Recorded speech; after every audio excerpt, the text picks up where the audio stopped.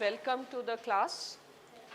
And first of all, like today, we will first discuss how we will move with the class, who all will teach what all, and what is our approach. And you all must be giving for 2019, okay? And do you understand how to handle general studies 2019? This is our target. And have you seen this year's prelims paper? So there was a lot of things which were from current and very unexpected type of paper. So paper will continue to keep on giving shocks and surprises. But we should be prepared for any sort of paper because selection is always comparative. How others, if something is coming out of blue moon, then nobody will be knowing this. But we should know how to make intelligent guess. Intelligent guess can come when you have the basic knowledge. So fundamental knowledge never loses its importance. Fine? And ideally, you should start your preparation with mains. Mains, one who will prepare mains can easily qualify prelims. And if you qualify prelims without preparation of mains, then also it is useless. So every student, you should have a working plan, like 8 months are remaining, 12 months are remaining, how I am going to organize my time. And another thing is, in mains, some students, they start answer writing practice from the very beginning. First thing is, you can write answer when you have proper information.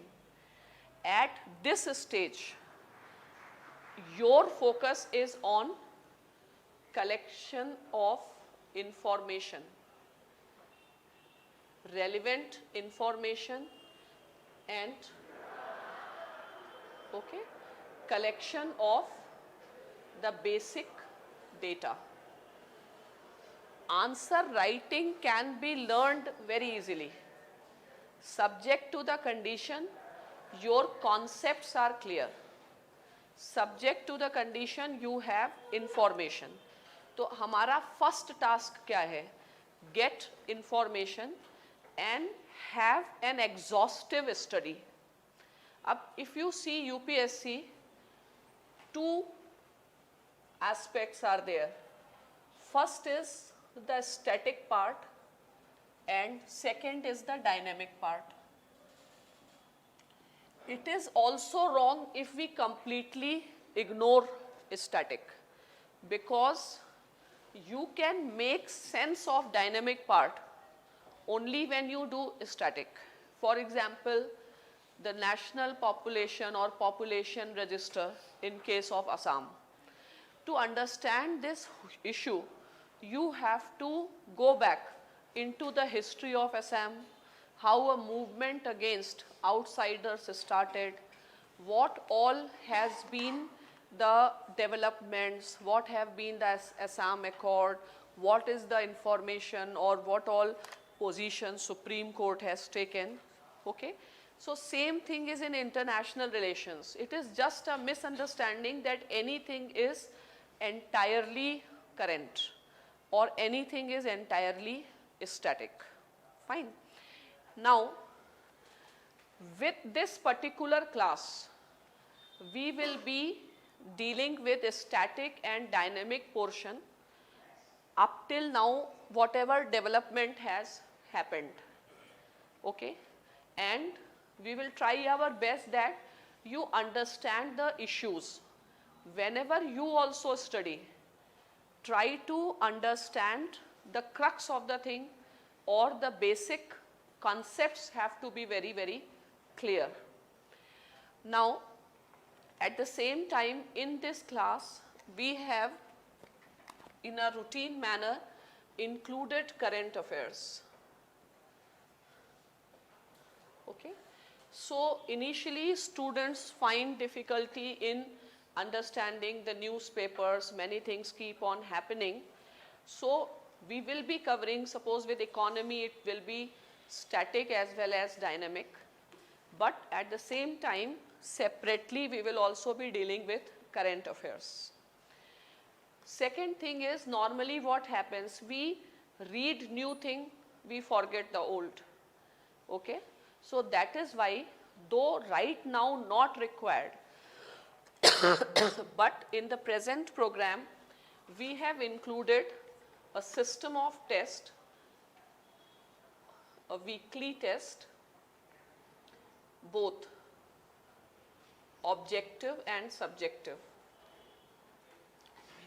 Okay. So objective test, whatever topic whosoever will be teaching, you should be revising those topics. In a week there will be an objective test, at least that habit develops. Similarly, subjective test, though not required that you write answers now, but you have to learn how to write, and writing should become a habit. Whatever we study, it has to be result oriented, otherwise it's all waste if result does not come. Okay. So what I have learned, how will I come to know I really understood?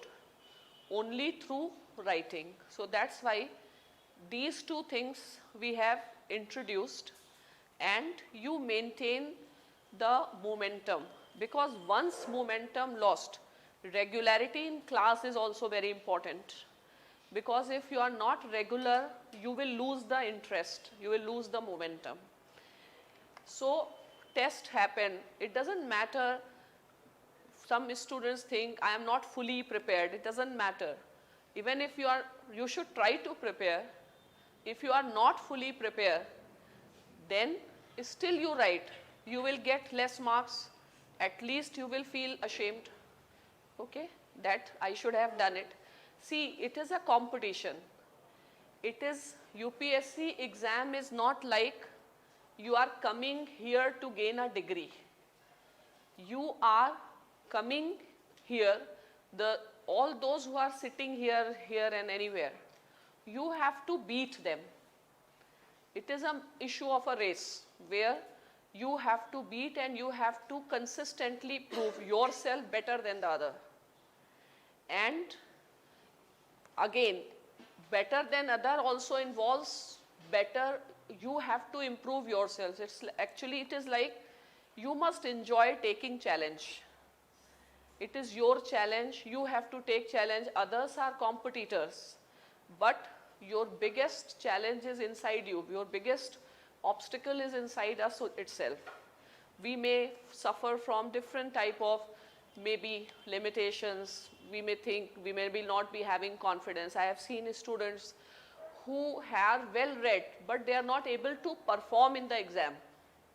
So performance is the most important. In this exam, you are going for civil services, where what matters? You have to execute the things. Performance matter.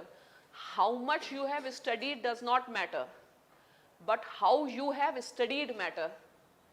Even if you are not reading 10 papers, you are not referring 10 websites, doing 100. I have seen a student doing questions daily, but still not getting marks, because you are always forgetting the basics. Your basic concepts have to be very, very clear.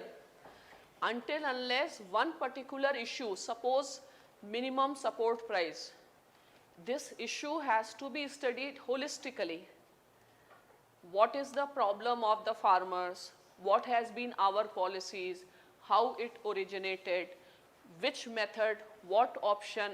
What policies government have taken? What policies government should take? So for UPSC, you also need lot of thinking. Rather than reading 100 things, thinking is very much required. Your mind should keep on working. It has to be an analytical mind. So first understand what is the requirement of the exam. For example, students will refer 10 books but still unable to locate the crux. Here you don't have to read 100 books to prepare a good answer. You need to have a lot of conceptual clarity to write a good answer. And then in GS, there is not much scope for good answer, bad answer. In GS, if you get the question, you understand the question, format does not matter so much. Format matters a lot in optional. Here your information will matter. So your conceptual clarity, you are updated with the current development of anything or not, that will play important role. And start from the basics. You should have a time like newspaper. Newspaper reading is the must for UPSC. Though there may be shortcuts available in the market, but these shortcuts, these monthly magazines which you say, they are nothing more than collection of facts. But you will never be able to make sense if you will just rely on the magazines. These magazines may be useful when you are giving exam, but this is the time when you have to build your capacity. Which capacity you should emphasize most? Capacity to think, capacity to analyze. At this point, there is no need that you start remembering. Our memory is short. Start understanding. Fine? Because we will learn, we will forget. Before exam, we will have time that you try to go for memorization and all. That is also required because we do not have that much time. You should be able to recollect the things and write in a particular time. So memorization important, but not from now. If you understand the things, you will never forget. Even if it is prelims, memorization not required, all the 4 options are given. You have to select the first option or the best option, whatever is the right option. So it's very important, analyze the things. How to start a preparation? Best guide for preparation is see the questions. Okay? See all papers, what type of questions. Read syllabus very nicely. Fine? For example, newspapers also. Though we will be providing you the monthly current affairs thing, I will also be taking up the current affairs important portions. But still, your self-study is also important of current, because if you will not involve your mind, your ability to think and analyze will not develop. Fine? So you can start with any of the newspaper. Normally everybody starts with Hindu. Fine? So you also start with Hindu. Initially you may find it difficult because Hindu's language is not that easy. Okay? But once you will understand the constitution, economic system, social system, your understanding will obviously become better and you will start grasping. Okay? So these days I think Mint is also a good paper. If you don't want to read Hindu from the beginning, you can and find Mint simpler. Mint is giving good articles and it is also useful. It's your choice, but start with only one paper. And you keep newspaper ka organization of content is also very, very important. Fine? We keep clippings, but do you think anybody ever gets the time to read it again? That's all waste. Okay? Plus you try to develop your capacity gradually. Don't run with 100 wala speed from the very first day. Time. So reading newspaper, it's not necessary at present that we should be able to cover the entire thing. You can take up one single issue. It is enough. Suppose change of government in Pakistan. What can be the possible implications for India? What is the politics going on? Even if you are thoroughly reading one thing, it is fine.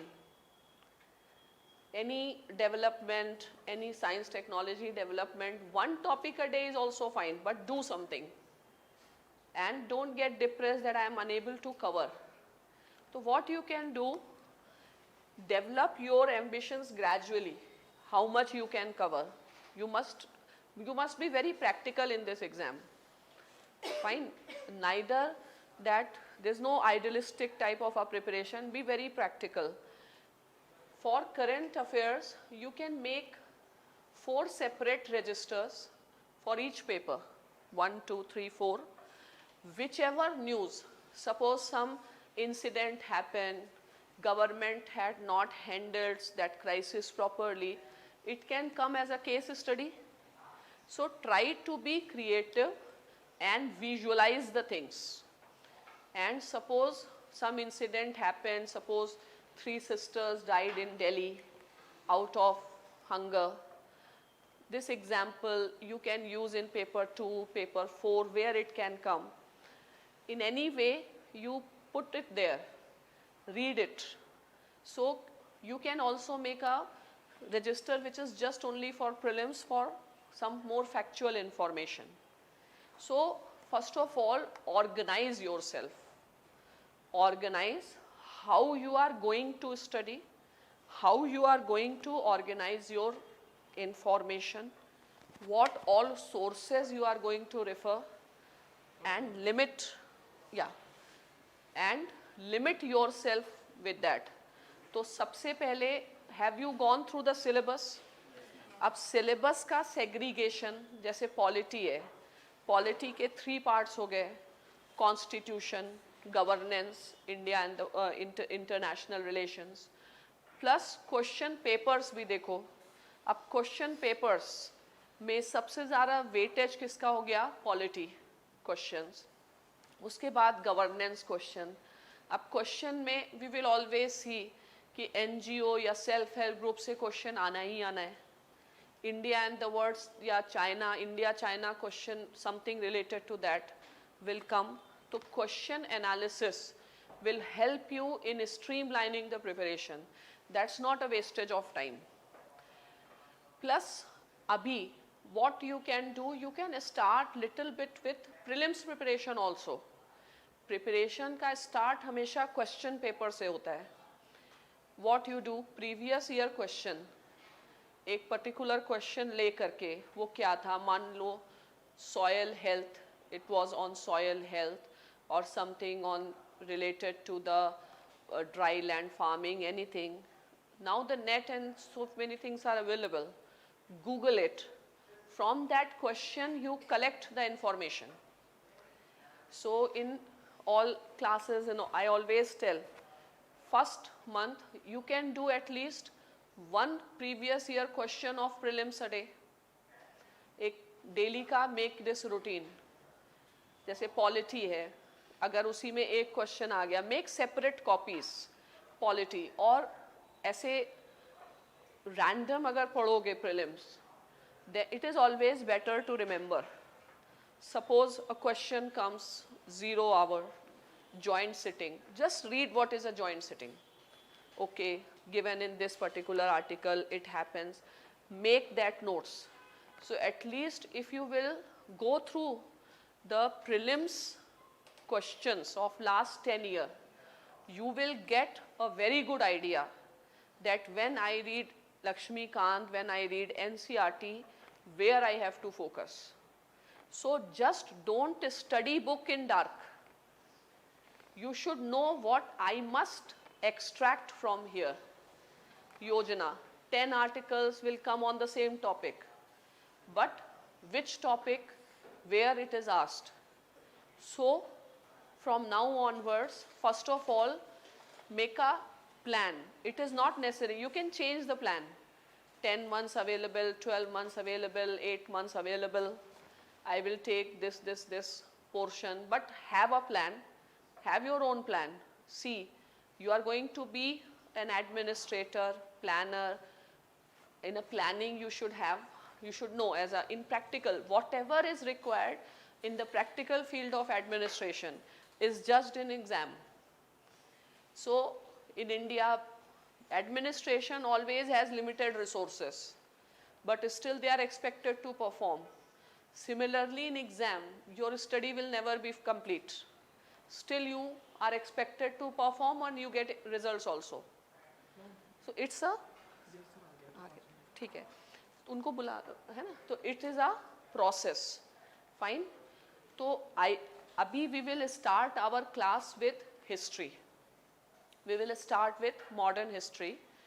Jay sir will take modern history. You first study from mains point of view. Side by side, start doing with prelims point of view. So at least we will start 3 days history and 3 days geography. ठीक है? Side by side at least see previous year questions of GS mains history. अब history तो is not that dynamic. History तो फिर से repeat. But nature of questions you should know so that you can take the maximum advantage of the class. You should know that if sir is teaching Gandhi, I must be clear in these dimensions of Gandhi. ठीक है? तो एक तो exam के लिए what you require, it is your entire result should be, you should be very professional. You should be very result oriented. Whatever I study, why I am studying? I am not studying to know Gandhi. I am studying to get marks. That is the only objective. How to maximize marks. This is my objective. So, discipline is very important. Whichever topic that is being started. So, it will be a good homework. If you go through the syllabus, note down the syllabus of modern India, mains and prelims. Next 2-3 days, note down all mains questions that have been asked. It's not a waste exercise. Don't go on the ready-made notes. Ready-made question analysis is there, but you write in your handwriting. Things will remain in your mind. Then prelims questions of previous year history, side by side. Okay? And don't adopt shortcuts. No use. Shortcuts only result into wastage of time.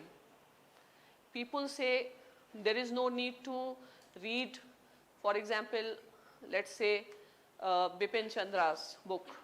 Spectrum is enough. Spectrum is enough, but only once you know. Because when you read a book of a good writer, not only your understanding is improving, your expression, your language, there are many benefits we do not realize. When you read an article from Hindu, you learn many things which you don't realize. So start in a very scientific, in a very systematic manner. We will also be giving you some assignments from time to time. We'll try that few things which normally we are unable to cover but important. जैसे India year book है, योजना है. अगर इसको हम अभी से start करते हैं, लेकिन किस ढंग से करें so that it becomes productive. So अभी from now till December, okay, you focus on your collection of information, data, learning हो जाएगा, but समझना is very very important. Fine. So Jay sir is here and he will be starting with modern India. Fine. Do you have any questions from me? Fine. So sir will start with modern India. So thank you.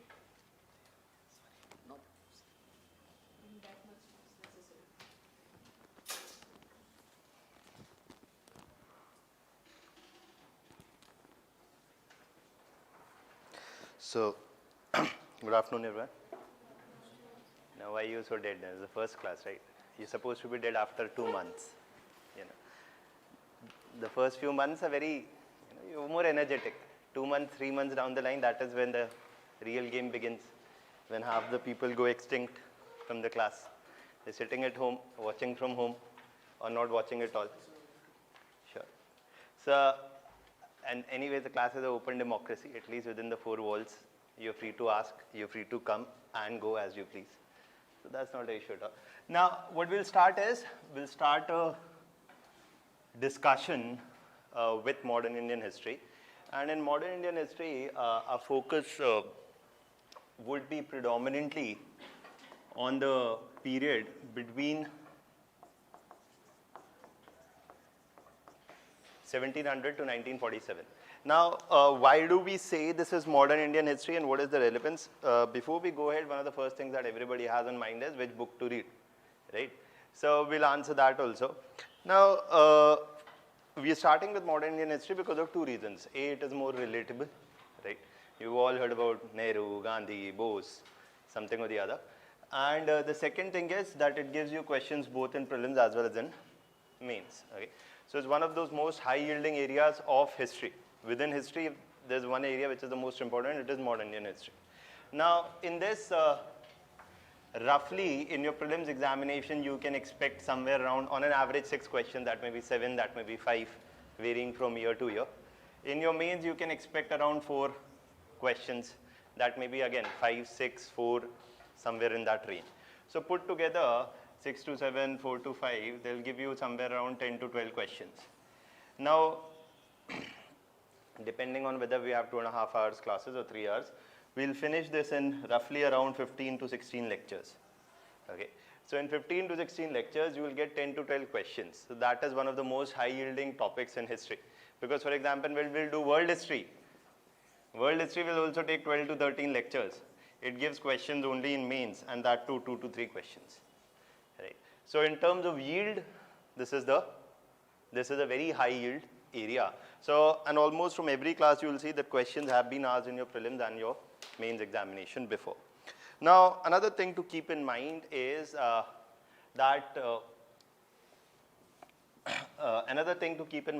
when we start a discussion, we'll start from 1700 and end at 1947. So post-independence and all, they are separate topics. They are done separately. Now, in terms of why do we start from 1700? Why we all of a sudden say that it is modern from 1700, why not from 1600 or 1650? Why? Yes. So that is predominantly, see, whenever we say something is ending, one phase is ending, another is beginning, or anything of that sort, there has to be a logic behind it, right?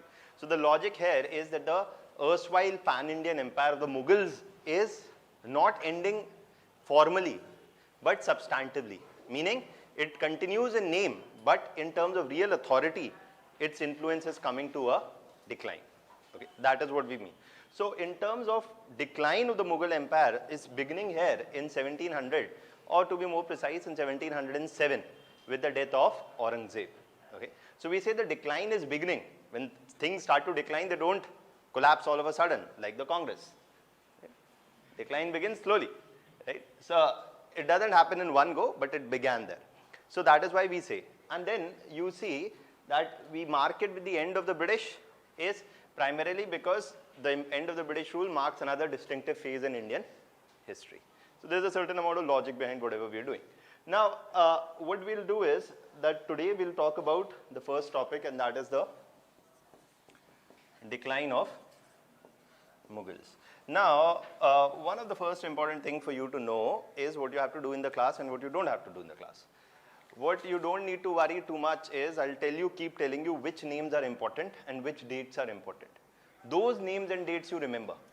The rest of names and dates you can skip, okay?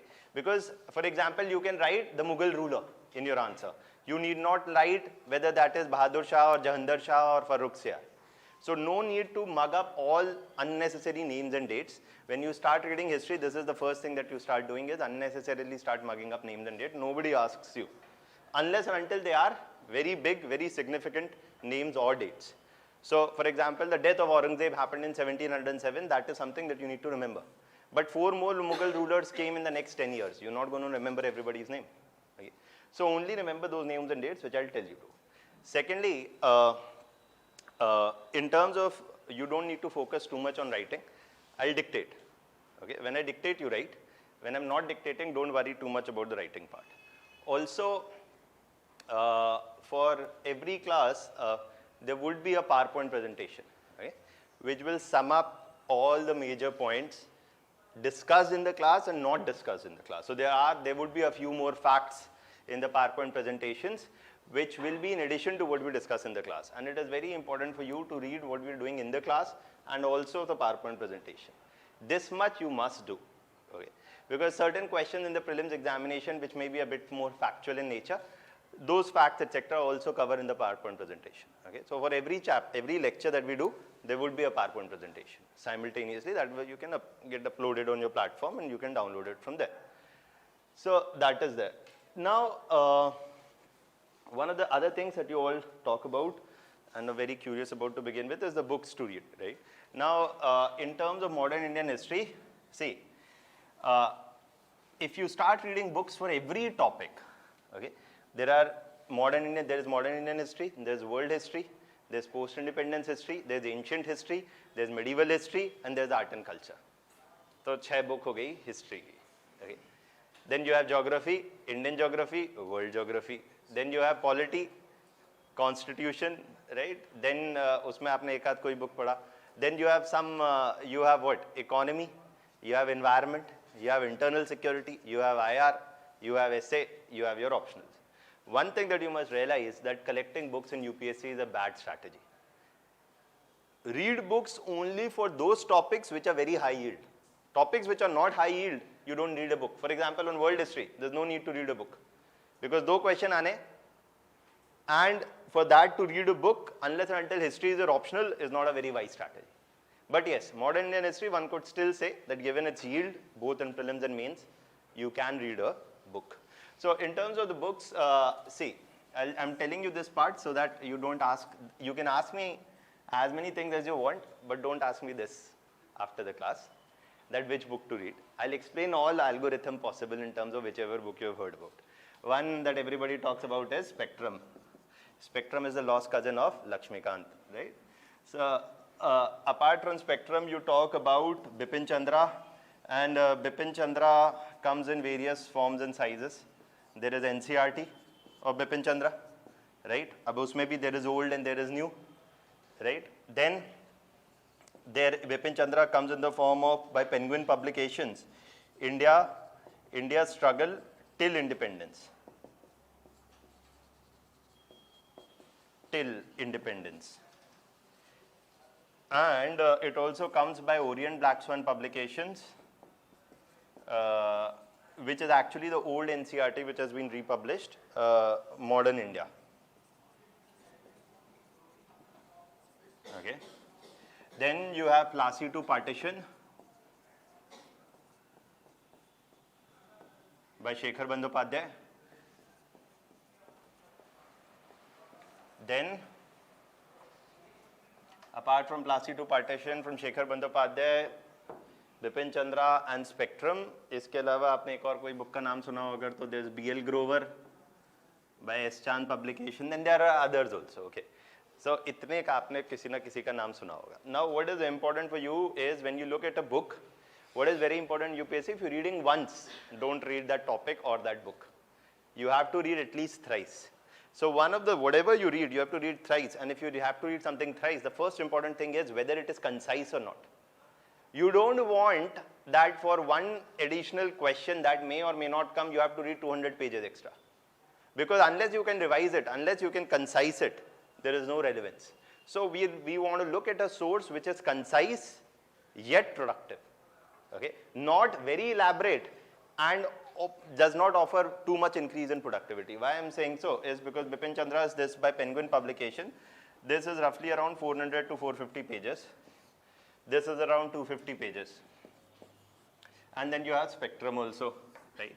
Now my suggestion is, and then there is this one, Plassey to Partition. If you are a history optional student, or if you are a Pol Science optional student, then read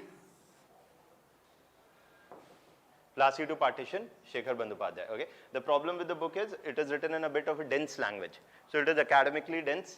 Okay. So there's a bit of a problem with the, you may find it a bit more difficult even if you're fluent with English, because it is written in a bit dense language. It takes more time for you to read it. Okay. Then if you are not a history optional student or a Pol Science optional student, then you Orient Black Swan publication by Bipin Chandra, 250 pages, concise enough and doable. That is something that you can pick. What about Spectrum? Sir, why are you not saying Spectrum? Spectrum is like a guidebook. Okay. Guidebooks can only guide you as much. In the sense that Spectrum is not a very good book, it's like Lakshmikant. Both of them are useless beyond prelims. Okay. They're not written in a manner which is very coherent. Okay.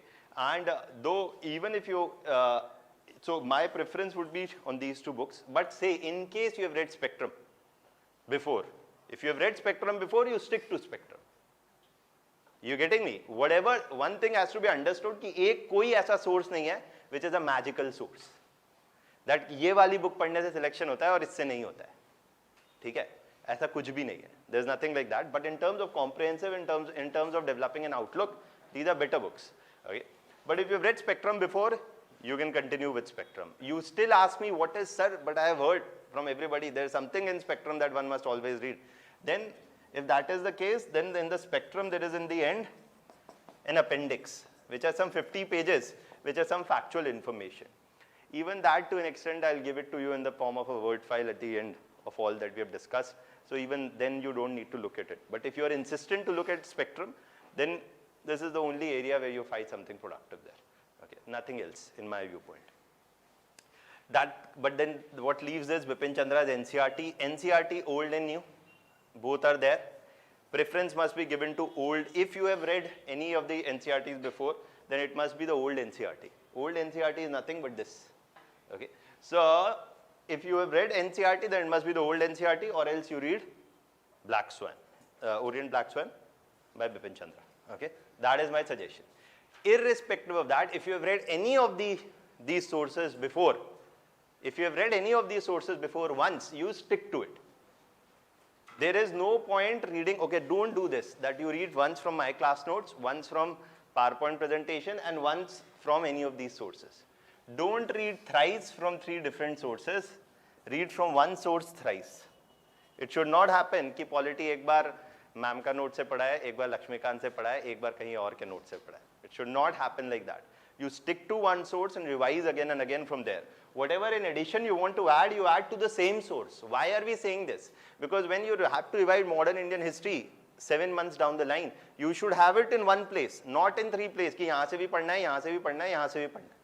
That is a waste of time. Repetitive also does not give output also. Okay, so stick to one. And now what about how to read the book? Just one thing is, first you do what we do in the class and the PowerPoint presentation. Only after it, you feel that, okay, this chapter, I have some problem, I'm not very comfortable. That is when you go to the book. Does not mean that you have to read any book from cover to cover. Read those chapters which are important. Read those chapters that you're not comfortable with. And when you read the chapter, what is the end outcome? The end outcome must be that what has been done in the class, you read that chapter from the book, you find there is 1 or 2 additional point.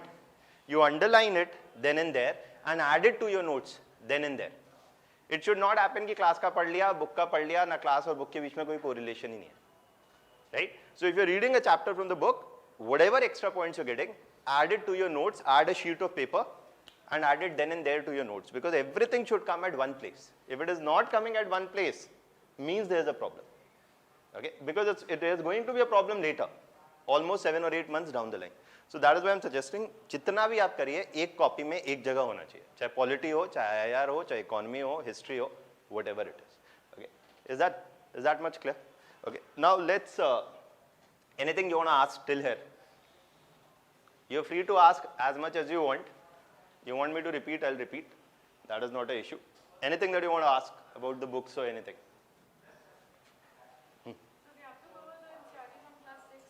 No, okay. NCERT, ये बस जो बिपिन चंद्र ने NCERT लिखा है 11th class, that is all. 11th and 12th class NCERT, that is all I'm saying. And also let me give you this suggestion. This whole business of reading NCERT from 6th class, why don't start from 1st class? So read only 11th and 12th. That is basic enough. Okay, you firstly read something in 6th to 9th, then you read a bit more elaborate version in 11th to 12th, then you read. आप तो सीधे पढ़िए ना. आपका mental as वो 11-12 से काफी आगे आ चुका है. वो कभी उसके नंबर जुड़ के IIT और PMT में जाते नहीं थे तो you did not study. That's all. Right? So now that you will study, you pick up 11-12 directly. There is no reason you will not understand. Okay? So क्योंकि 6th and 7th would be a milder version. You need more than 12th. Yeah. So that is not an issue at all. You just read the 11th and 12th ones for every subject. किसी भी, in my understanding, I don't know about geography or anything, but in my understanding, most of social sciences discipline, you can read directly 11th and 12th. No need to need 6th onwards. Okay, that is that. Anything else? Okay. And what about that NCERT is like themes in the world history? World history we'll discuss. World history I'll tell you later. Arjun Dev's NCERTs in world history, which were the old ones, that you can read on 9th and 10th. थोड़ा सा, क्योंकि 11th में उतना नहीं दिया. And they were the older NCERTs had more content then. So that is that. But that we'll talk later. Anything else? So we'll start. The first topic that we're talking about today is going to be the decline of Mughals.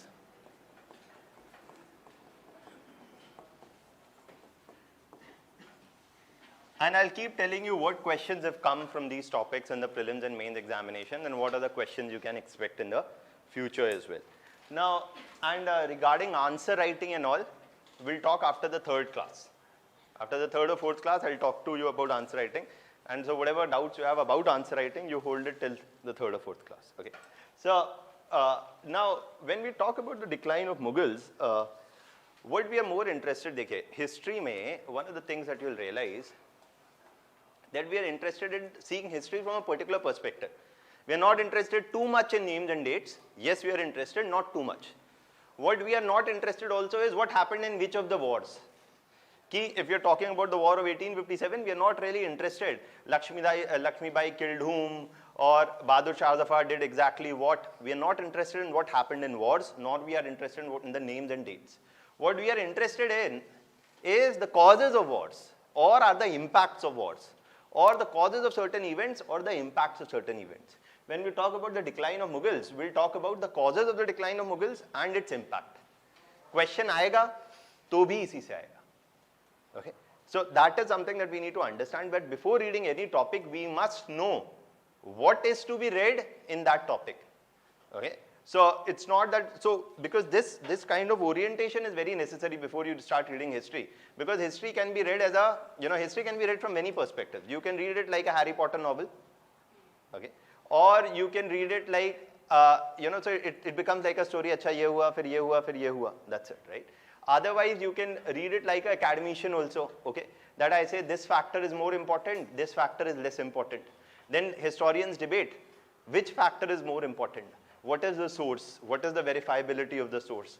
So all of that. But we are reading from the UPSC perspective. What we are interested in is a generalist understanding of the topic and mostly looking at causes and impacts of almost all major events around this period. Okay. What led to the decline of Mughals and what is the impact of Mughals, decline of Mughals, that is what we are going to talk about. Okay. So let's start with that. Now, in terms of the decline of Mughals, one of the first things that we are interested is in the causes. See, this reminds me of when Albert Einstein was asked, he is doing history class. So Einstein is asked in the history class, when did World War I begin? So Einstein said to his teacher, I don't know, I don't remember. So that began on June 28, 1914, but Einstein said, I don't know. So Einstein said, that is not even something that I am here to know. We are more interested in knowing why it began rather than when it began. What happened as a result of this? Einstein was thrown out of the class. Okay. So, but then he made a more provocative point, and that is why even in your prelims examination, they don't ask you such questions. Ki Quit India movement began on which day? August 8, 1941 or 1942. ऐसा question नहीं आता. Okay, so they don't ask you those kind of questions. You are not supposed to read it in that fashion. You are supposed to read it from an analytical viewpoint. Okay, so let's talk about that. When we talk about decline of Mughals, one of the first things is that let me just firstly explain you something at the context of Mughals, and then we'll discuss other things. One of the things about the Mughals were that the Mughals were a pan-Indian empire. Okay, it was Mughals were a pan-Indian empire, and it was established in the 16th century during the 1500s. Okay, it had rulers like Babur, Akbar, Aurangzeb, etc. We are only interested in the decline of Mughals. And one of the first things to know about the decline of Mughals is that Aurangzeb ruled from 1658 till 1707. Now, what you need to firstly know is that Aurangzeb's rule is predominantly almost a 50-year rule. Okay. Now, Aurangzeb's rise to power, Aurangzeb is called the last great Mughal ruler. Now, great does not mean good or bad. Great only means the last powerful Mughal ruler. Now, one of the things is, once you go back and see the PowerPoint presentation, you'll find, and yes, drawing maps is not required from your examination point of view. I draw it only in the sense of giving you perspectives. Okay? Answer me, you don't need to draw any maps or anything. So, one of the things about the Mughals was that situated at their power in Delhi, it was under Akbar's reign that a major expansion happened, and vast parts of North India and Central India came under the control of Mughals. Okay. So that was one of the things. However, so the Mughal Empire extended almost up to North and Central India, but it was during Aurangzeb's reign that you see a major expansion again of the Mughals happened, and the Mughal almost became a pan-Indian empire. This area in red is what comes into the Mughal Empire during this period of 1658 to 1707. Now, what is important is which all are the areas under this area. This is what we call as the Deccan region. You know, the Deccan region, which today involves the Andhra Pradesh, Telangana region, or the Hyderabad region in general, as it was called then. It had, for example, three major players that Aurangzeb subdued. One was Marathas, the other was Bijapur and Golconda. Bijapur, Golconda and Marathas, these were the three important players which were seeking to consolidate their hold in this region. And Aurangzeb's main contribution to the Mughal Empire was its expansion, to convert it from an empire limited to North and Central India, from Northwest to North and Central India, into South India. And to that extent, this is something that he is doing. Now, this you must know as a context, because we're going to discuss what is the implication of this later. Okay. Now, that is one other fact. But you also see, Aurangzeb, we'll see, died in 1707. When Aurangzeb died, there was a period of political instability in the Mughal Empire. So much so that he ruled for 50 years. In the next 10 years, 4 rulers came and went by. It was a decade of political instability.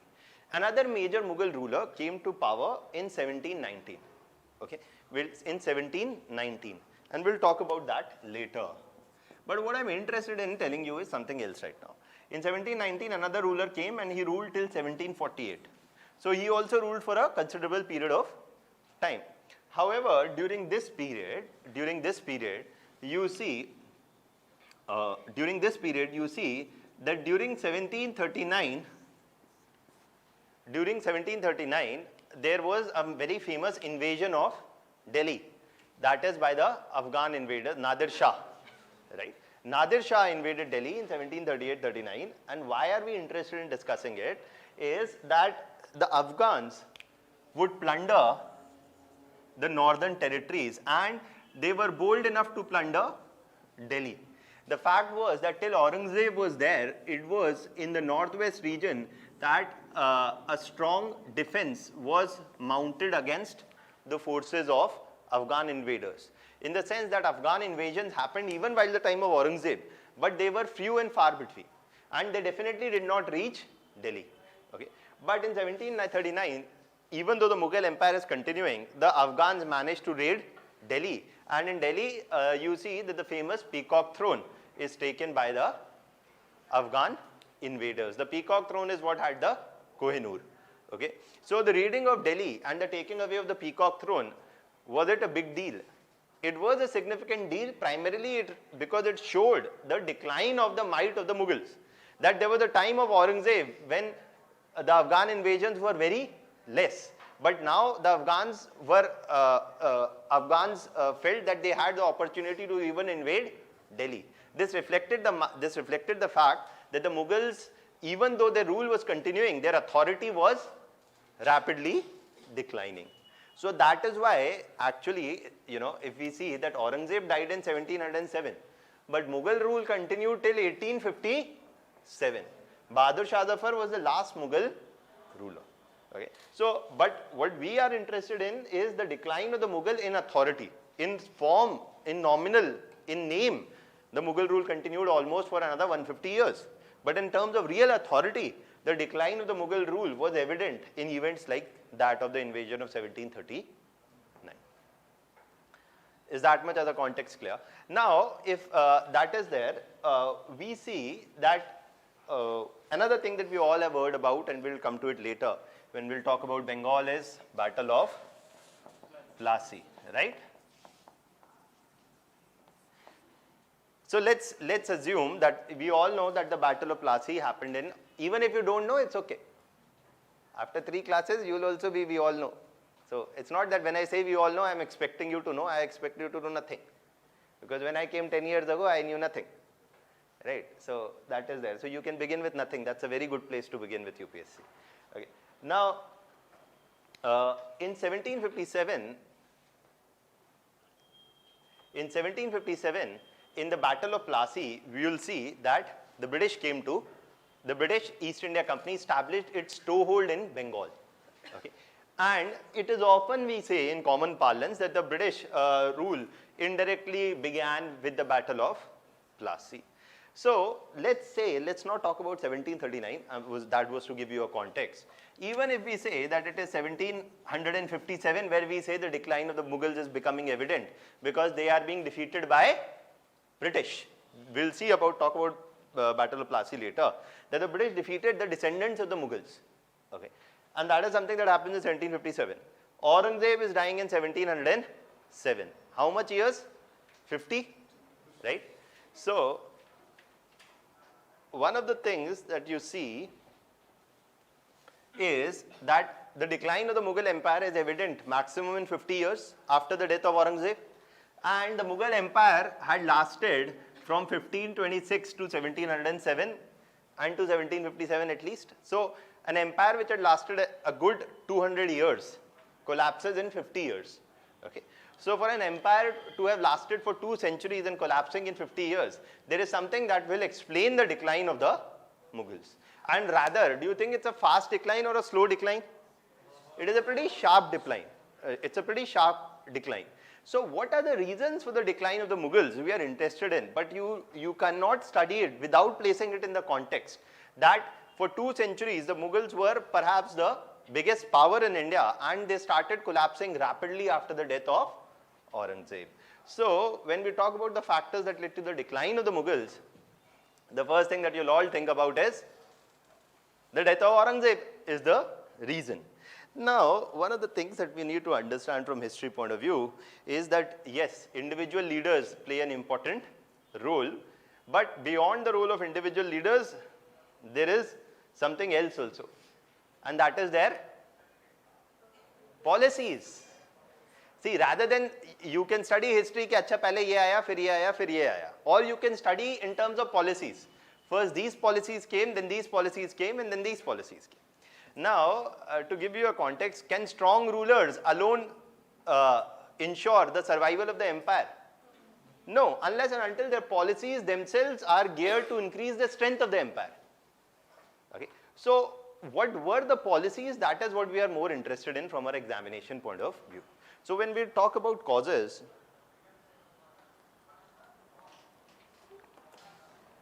when we talk about causes, in history, whenever to the extent we talk about causes from an answer writing point of view, we discuss it as political causes, economic, social, and causes related to the army.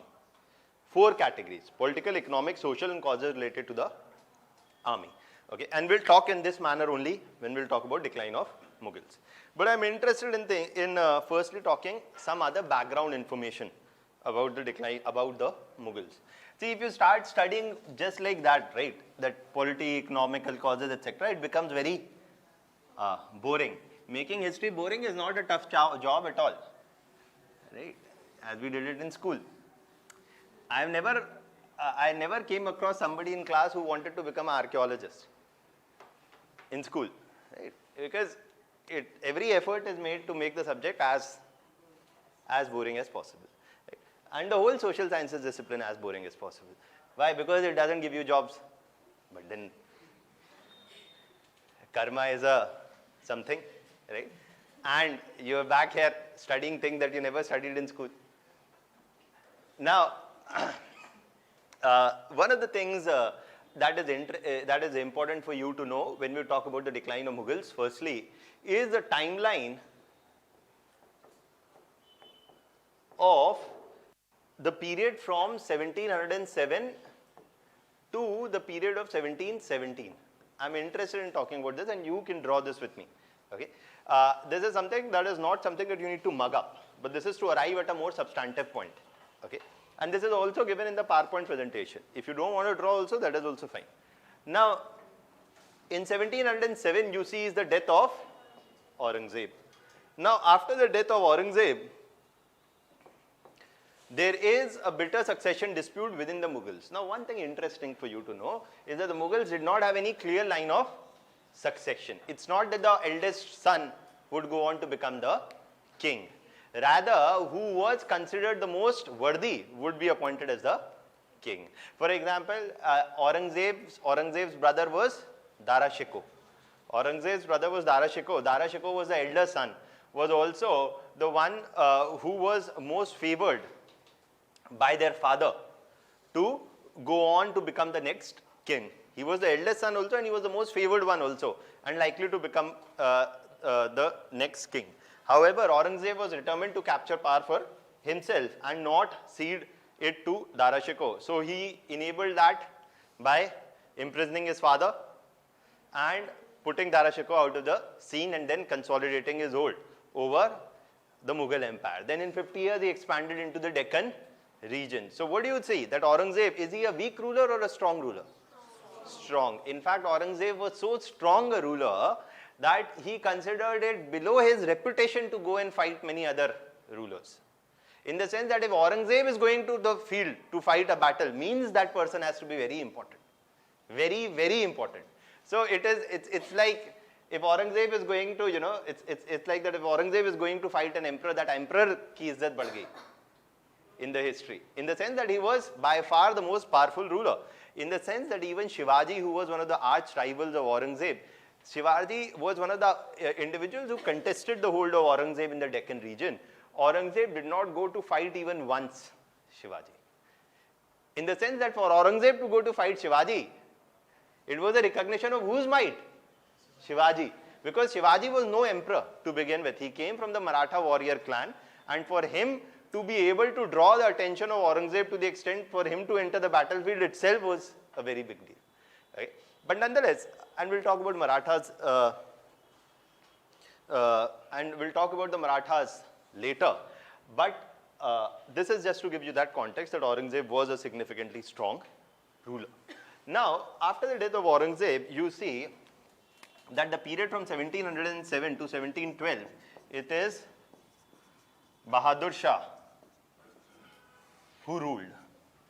In 1712, Bahadur Shah is assassinated, and from 1712 to 1713, it is Jahandar Shah who ruled.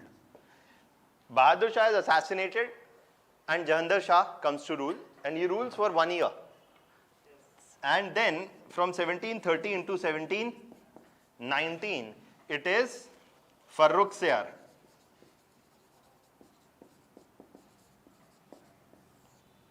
Farrukhsiyar who ruled. Now why I am telling you this is to arrive at a particular context. We'll see that in the Mughal structure there was a king, the Mughal king. Below the king was a wazir. Wazir would be the deputy, the prime minister, but that has got nothing to do with prime ministers like us we have today. In the sense they did not have any defined powers or anything. The king could appoint a wazir, remove a wazir, depute him any powers he would like, etc. So it's a personal relationship between the king and the wazir. The wazir was a part of the wider nobility or the wider Mughal nobility. Now dekhiye, one of the things is that one of the things about the Mughals was that Mughals Mughals, if you look from the time of Babur, Mughals came from Central Asia. Okay? And the Mughals came from Central Asia, and when the Mughals started expanding from Afghanistan region onwards into India, you will see that Mughal empire was a multi-ethnic empire. Ethnic in the sense that different ethnic groups were constituted the nobility of the Mughal rulers. These different ethnic groups who constituted the nobility of Mughal rulers came from different regions. Okay? For example, those amongst the Mughal nobles who came from the Turkish faction, okay, or the Turkish faction were also the ones who were the Sunni faction. Okay? They were the ones who were called as the Turani. Okay? Those who were the descendants of the Ottomans and the Turks, those section of the nobility was called as the Turani faction. Then there was also those who had close links with Persia. Persia meaning Iran, meaning Shia. Okay? So they were the ones who were the Irani faction. And the third was the Hindustani faction. The Hindustani faction. Now, what do we mean by the Hindustani faction?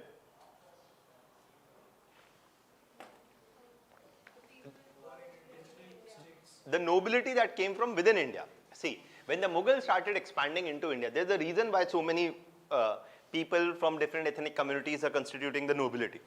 In the sense that when the Mughals were expanding into India, it is important for the Mughals to incorporate local rulers amongst its nobility. Why? To rule better, because there are two reasons. One is probably because the local rulers were more accustomed with the local practices, cultures, economic systems, etc. But a bigger reason was that unless local rulers are incorporated as partners of Mughals, they would revolt. Very simple thing, that if you do not incorporate the local rulers within the Mughal structure of administration, what will they do? They will revolt. If the Mughals defeat the Rajputs and the Rajputs are thrown out of power, what will the Rajputs do? The Rajputs will revolt. So it's contrary. देखिए एक तो है India और India में history का और लोगों का हिस्ट्री का परसेप्शन में कोई लिंक नहीं है. So for example, though the Mughals subdued the Rajputs, it's not that the Mughals sidelined the Rajputs. Rather, the Rajputs were incorporated as Mughal chiefs themselves. In the sense that Aurangzeb, who is often termed as the enemies of the Hindus and the Rajputs, etc., his most trusted military commander was Jai Singh, who himself was a Rajput from Amber. Okay, so many a number of Mughal rulers, and we all know about Jodha Bhai, right? Akbar and Jodha Bhai. To your perception, the government, the Archaeological Survey of India, no historian knows who was Jodha Bhai. Was there somebody by the name of Jodha Bhai? But Indian film producers know that Akbar and Jodha Bhai had a lovely relationship, and it happened the same way it is happening today. 200-300 years of old also, romance looked almost the same as Yash Johar, Karan Johar, whatever Johars wanted today, right? So this is our imagination imposing your imagination on the past. Nothing else. In the context that when the Mughals started ruling, the Mughals were incorporating local rulers to the extent possible because of these two reasons. Because they wanted to lower the resistance to their rule, and secondly, to have a better understanding, it was worth enough to incorporate the local rulers. So the Hindustani faction included nobility from both from India, and included both Muslims as well as Hindus. For example, the Rajputs, were themselves Mughal nobles. Okay, these were the three groups. Now, why am I telling you this? Because these three groups were fighting about something. देखिए group बना है तो groupism तो होना है, right? What were they fighting about? They were fighting about two things. One is over the position of wazir. Every faction wanted that the wazir must come from their grouping. Why? Because that will give them more proximity to the king. Also, that would give them more proximity to the king, and that would ultimately give them more economic and political power. Higher, better positions within the Mughal administration. For example, the position of a governor. And I'll explain the structure of Mughal rule in more detail later. But just you remember for now that the contest between the three of them was to have more influence over the policies of the king. And partly through the wazir, they also wanted that the wazirs must be appointed from their groups. Okay, that is it. Abhi ke liye aap bas itna samjhiye, then I'll come to it in more detail later. Now, why am I telling you this? Is that in 1719, what happens is that Farrukh Siyar is assassinated. Farrukh Siyar is assassinated in 1719 by the Sayyid brothers. The Sayyid brothers were the ones who were the leader from the Hindustani faction. They were the nobles in the court of Mughals, and they belonged to the Hindustani faction. The Sayyid brothers ultimately assassinated Farrukh Siyar in 1719. This assassination of Farrukh Siyar in 1719 was followed by appointment of the next king, and that was Muhammad Shah. Muhammad Shah was appointed in 1719 as the next king, by whom the Sayyid brothers got Muhammad Shah appointed as the next king in 1719. Now, what is important here to understand is that in 1719, as Muhammad Shah got appointed as the next king,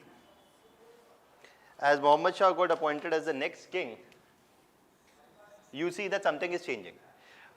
Sayyid brothers were the ones who had got Muhammad Shah appointed, and they came from the Hindustani faction. This made the Irani and Turani faction insecure. So the Irani and Turani faction had the option. They could learn from Sayyid brothers and assassinate Muhammad Shah. But they were smarter. They went a step ahead. They said, why to assassinate the king? Assassinate the Sayyid brothers. So the Irani and Turani faction were brought together by Asif Jahan I. Asif Jahan I, he himself was a leader of the he himself came from the Irani faction, but he bonded the Irani and the Turani factions together. And Asif Jahan I did what? He got the Sayyid brothers assassinated. And he is getting the Sayyid brothers assassinated, not the Mughal ruler. And if he is getting the Sayyid brothers assassinated, what will he become? Wazir, right. So he is the kingmaker, like Amit Shah. Right? So he is the kingmaker. So he is becoming the Wazir. See, one of the things is, my jokes in the class are political jokes because other jokes are anyways not allowed. And political jokes are only meant to be taken as a joke. Don't get offended. In India, one right that Indians enjoy is the right to get offended. Right? We can take offense at anything. So please don't do that and take it in the right spirit. Okay. So because ऐसे भी election का साल आ गया है, तो everybody's emotions run high.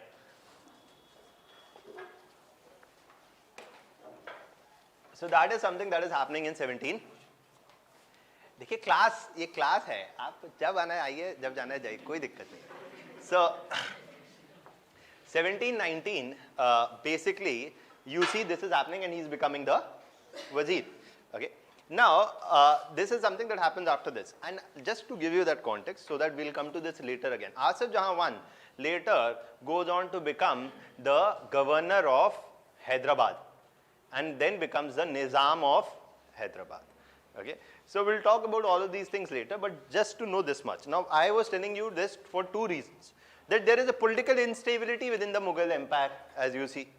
There's another thing is, there is factionalism within the Mughal court. There is internal rivalry within the Mughal court itself, okay? And its impact is what? The assassination of Farrukh Siyar, then the assassination of the Sayyid brothers. Okay? So we'll discuss this in more detail when we'll write, but this is to tell you what has happened in this period. Now, was Farrukh Siyar? No, Farrukh Siyar was the king. He's the Mughal emperor. So they're getting the emperor only assassinated. So that is it. Yeah. The Sayyid brothers were assassinated by Asif Jahan I. After the assassination of the Farrukh Siyar, the Sayyid brothers, they become the Wazir. No. So, see.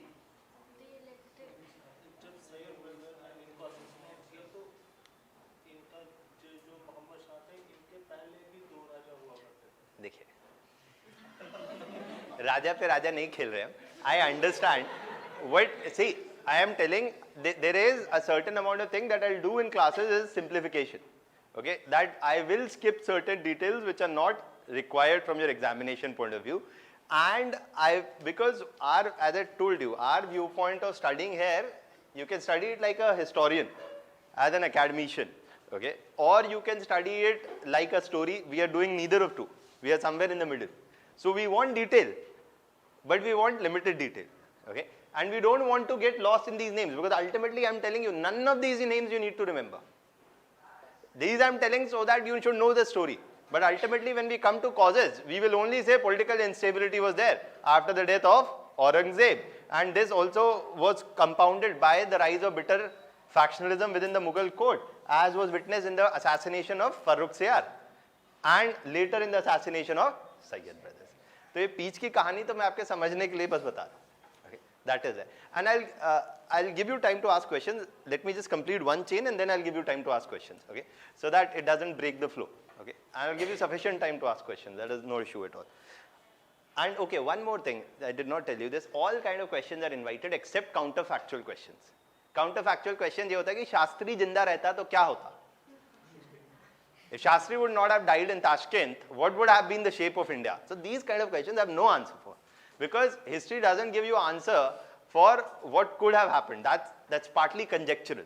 Okay, so for that is very difficult for me to answer, and UPSC also does not ask those kind of questions. And so that is there. Now let me explain you something more. Then I'll give you time to ask questions if you have more questions. One is about the structure of Mughal rule. We have not talked about this. In terms of structure of Mughal rule, because this is a common question that we all have a curiosity about, that how did these empires rule? What was the structure of their organization, right? And one thing you also try to do is we try to compare it with the present. Consciously, subconsciously, that's another something that comes. Okay. So, firstly, at the center was the king. Below the king was the wazir. Now, wazir was a part of the wider nobility. Wazir was a part of the wider nobility.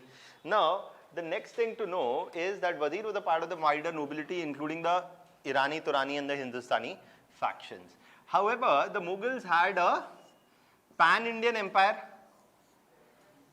Mughals had a pan-Indian empire, so they divided their whole rule into provincial, they divided the whole empire into provinces. For every province, they first appointed a governor. Now, neither this governor nor this wazir or prime minister had anything to do with today's. Okay? These governors had vast powers. Being appointed as, not everybody was appointed as the governor. Only the most loyal, only the most trustworthy individuals were appointed as the governors. If you were appointed as a governor, by itself, that meant that you were a powerful noble within the Mughal court.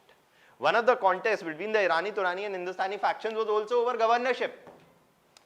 Who will get the higher positions, including the positions of governors?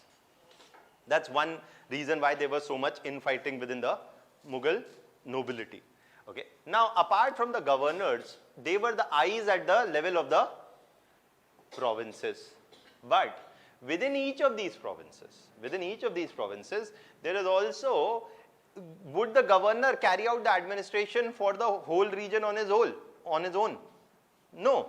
For you can't appoint a chief minister to Uttar Pradesh and expect him to do all the work on his own. He will also have another layer of workers or administrators below him. Who were these layers of administrators below them? Were every of these provinces was divided into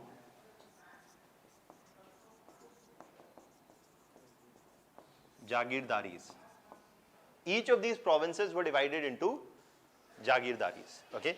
Now, in each and every Jagirdari would consist of a particular number of villages, which would be defined as their territory. Now, one of the first things to know that who got appointed as Jagirdars. Jagirdaris were headed by each Jagirdar. These Jagirdars came from again the nobility. देखिए nobility में बहुत सारे लोग होते थे. They were a part of the family or the extended family of the nobles. They would either get appointed at higher positions at the center only, or to the position of governor, or to the position of Jagirdar. So we can say that they are the ruling class. Okay, they are the ruling class. Now the last layer of the ruling class was at the level of Jagirdaris. Okay, and these Jagirdaris were headed by Jagirdars coming from the Irani, Turani and the Hindustani factions. Now these Jagirdaris were also very keenly sought. These Jagirdaris were also very keenly sought. Why? Because they are the last element of Mughal power at the center, at the ground level. They are the one who come to in contact with the people on a day-to-day basis. Now, there were certain powers of these Jagirdars that we'll talk about. But first important thing to know that Jagirdaris which were given to Jagirdars, they were not hereditary. Okay, it's not that if you were made a Jagirdar, meaning you will remain the Jagirdar for the rest of your life and then your son will become the Jagirdar. Right? So one thing to know that they were not hereditary. And Jagirdars could be transferred from one area to another, or their Jagirdari could be taken away and given away to somebody else. Okay? So they did not have any rights. Everything depended upon whom? The king. The king could appoint the wazir, the king could appoint the governor, the king could appoint the Jagirdar, could remove any of them. Okay? So that is one thing that you must know as a background. Now, another thing to know is what were the powers of these Jagirdars. The Jagirdars had two powers, and one could say they had two roles. One, they had a role in revenue collection. And the second, that they had a role in military administration. In revenue collection and military administration. Two sets of roles they had. The first set of role about revenue collection is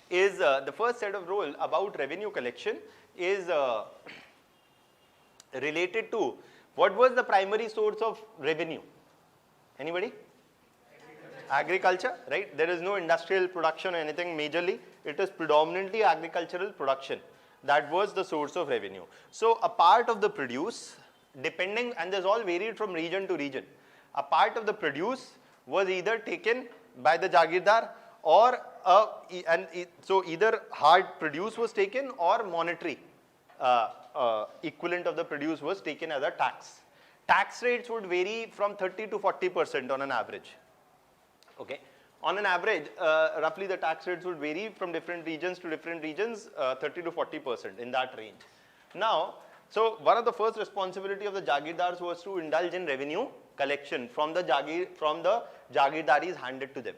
Now, this revenue that was generated by collecting agricultural tax, this was used for three purposes. One, this revenue collected was used for making the life of Jagirdar awesome. Right? If rulers don't live a lavish lifestyle, if they don't wear fancy clothes, not everybody, not everybody wanted to be like Gandhi. It's like, nahi, humne pehenna hi nahi hai. as modest as possible, right? But here rulers don't have to, rulers rule with an element of superiority. The first important thing is to maintain your own lavish style. So one part of the produce often went to ensure was taken by the Jagirdar, which was used to maintain their own lavish lifestyle. Another part of the produce, the Jagirdar was to use for maintenance of troops or military administration. Okay. For example, any individual who was, any Jagirdar who was given a Jagirdari, say of 100 villages, they were also given a responsibility of maintaining 5,000 troops and 500 horsemen. Okay. So the bigger was the size of a Jagirdari given to an individual, and Jagirdaris were not equal. Some Jagirdaris were big, some were small. Some Jagirdaris had more revenue generation. Why? Because they were agriculturally more fertile. Jahan fertility zyada thi, tax collection zyada tha, right? So it was also about fertility leading to tax collection, leading to fertility leading to tax collection. So the sizes of Jagirdaris varied. The bigger was the Jagirdari, the larger number of troops and the larger number of horsemen each Jagirdar was supposed to maintain. Okay. So a part of the revenue generated was used for maintenance of troops and horsemen. Okay. So these are two parts. The third part ka kya hua? It would go to the king. Who will make the life of the king awesome? Right. So all the Jagirdars would transfer a part of the revenue generated to the central Mughal empire, okay, or to the finances of the central Mughal empire. So one of the things what you need to know is that in the Mughal structure of administration, the real, the final point of authority responsible for revenue collection as well as troop administration was the Jagirdar. Okay. And who appointed the Jagirdar? The king. The king appointed the Jagirdar. So this is the structure of administration that was there. You know, at our level, this is more than enough. Okay. Now, one thing also to know is that the troop is being maintained by the Jagirdars. Now, when the king would give a call for a war, that is when the troops would be mobilized from these Jagirdars under the leadership of the king or the individual appointed by the king to lead the Mughal empire into the war. So armies would be maintained in a relatively decentralized manner, which would be mobilized as and when required to fight a war. If a war was to be fought only in this region, probably the armies from the local region would be mobilized. If a more major battle had to be fought, then armies from all different regions could be mobilized. So this is how they function. Sir, what is the use of governor if king is doing everything by himself only? Okay. So before I answer again, all I'm saying is, I'll give you time. Because when I'm explaining something, it breaks the chain of thought. Okay. So I'll give your answer in a minute. But this is what was the structure of administration that was followed by the Mughals. Now, why have I told you this is because when we look at the weakness of the Mughal empire, we look at the weakness in the structure. Okay. That is something that we'll discuss later. Okay. This is the structure.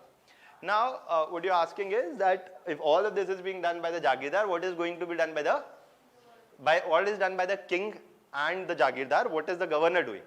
Right? That's the whole question. Right? See, the role of the governor is that the governor is going to monitor the Jagirdars. A king cannot monitor all the Jagirdars on a day-to-day basis. So why not then governor appointing the Jagirdar? See, all powers are derived by whom? From whom? King. Indira Gandhi once said, Indira is India, India is Indira. In the sense that Indira Gandhi was appointing all chief ministers from 1970s to 80s. Okay? So, chief ministers had their role. But Indira Gandhi is appointing all the chief ministers. So, ultimately, chief minister is responsible for the administration of the state. But who is appointing them? The prime minister. Because she was the leader of the Congress party and that is how it worked then. So in that sense, you see that this is an authoritarian centralized rule. The king, there is nobody who can ask any questions to the king. And the stronger is the king, the stronger is his might. He could appoint a governor, he could displace him, he could remove him, he could transfer him somewhere else, he could kill him, he could do anything. So that is what is the structure of rule. It's an authoritarian structure. The governor's role is to monitor the provinces. The governor would be the eyes of the emperor in each province. Okay, and from there you see that is why the governors being appointed were the more loyal people or the more trustworthy people from whom the king would get information through wazir or directly itself. That is the whole relevance. Okay. Anything else? Anything else that you want to ask till here?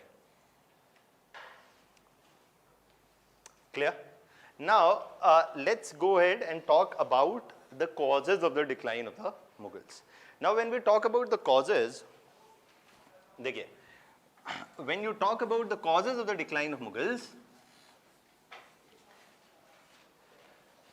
one of the first things to know, when we talk about the causes of the decline of Mughals, we talk about political and economic causes first. Okay? Then we'll talk about army and the socio-religious causes. If you want to write, you can write with me also when I'm writing this, but I'll dictate फिर भी later. Okay? Because शुरू में everybody is more concerned about one thing, and that is writing. After the end of the year, you'll realize the most important thing is understanding. Writing will happen. Okay? Now, when we talk about causes, we're first talking about political causes. Now, there are some political causes I've already told you. One political cause is the bitter factionalism within the Mughal court. And now, one more reason for the factionalism I'll tell you. The factionalism was also within the Mughal court because of the competition over Jagirdaris. That the Mughal nobility wanted that people from their groups, whether the Irani, the Turani, the Hindustani faction, everybody wanted that people from their groups must be appointed as governors, as wazirs, as Jagirdars to the bigger and the better Jagirdaris. So the whole question or the conflict between the different Mughal factions was over being appointed to key positions of administration within the Mughal empire. The first political cause of the decline of the Mughal empire, we say, is the death of Aurangzeb itself. Why was the death of Aurangzeb important? Because as long as Aurangzeb was there, nobody would dare to assassinate, to even make an attempt to assassinate Aurangzeb. And जब औरंगजेब अपने बाप को jail में डाल सकता है, तो किसी और को तो वो देख ही लेगा, right? So in the sense that Aurangzeb was known for not tolerating dissent and was a strong ruler whose authority was well respected within the Mughal faction. So as long as Aurangzeb is there, all these conflicts between the different factions of Mughal nobility are kept in check because of the fear of Aurangzeb himself. So in that context, the first reason for the decline of the Mughal empire in terms of political causes is the absence of a strong central ruler like Aurangzeb who could manage to keep the differences in the Mughal nobility in control. I am saying manage to keep the differences in control. इसका मतलब ये नहीं है कि differences नहीं थे. But Aurangzeb being a strong ruler, he could not be, there was no question of him being assassinated or him being brought under the control of any one faction. He was strong enough to keep all the factions under his own control. So, the first reason you can say is the death of Aurangzeb, or a death of a strong central Mughal ruler who could keep the bitter factionalism in check. Bitter factionalism in the Mughal court in check. What is the second reason? The second reason that we say is political instability. The third, political instability as successive Mughal rulers or players are contesting amongst themselves. The third reason that we say in terms of political causes, and we can relate this to economic causes also, is this crisis of the Jagirdari system. The crisis of the Jagirdari system, okay, and this is called as the Jagirdari crisis. They can ask you a question like this in the mains examination, that to what extent the Jagirdari crisis could explain the decline of the Mughal empire. Discuss. We'll see that the crisis in the Jagirdari system was a major reason for the decline of Mughal Empire, because it was a political cause also, it was the economic cause also, it was related to the army also. Why? If there is a crisis in the Jagirdari system which is responsible for revenue collection, means there is going to be a problem in revenue collection if there is a problem in Jagirdari system. It is also responsible for maintaining troops. So if there is a problem in Jagirdari system, there will also be a problem in maintaining troops, and that is also responsible, that is also related here. Okay. So if there is a problem in Jagirdari system, it will affect every other sector of the ruling structure. That is one thing that you must know. That is why इस पे आपको सीधा question आ सकता है. That the Jagirdari crisis, to what extent the Jagirdari crisis can explain the decline of the Mughal Empire. Discuss. Now, so understand this first, and then we'll discuss this later. See, we'll write about this later. There were too many. See, if the Jagirdaris, if there were 5 or 7 or 10 Jagirdaris, there were 100 potential Jagirdars. मतलब UPSC, है ना? So आप सब भी तो जाएंगे, एक DM बन जाएंगे एक दिन, तो आप जागीरदार बन जाएंगे उसके, मतलब 80s तक तो आपकी जागीरदार थे, अब थोड़ा सा कम हो गया, लेकिन माहौल अभी भी पूरा है. So in the sense that there were too many people who were the size of the ruling class was large.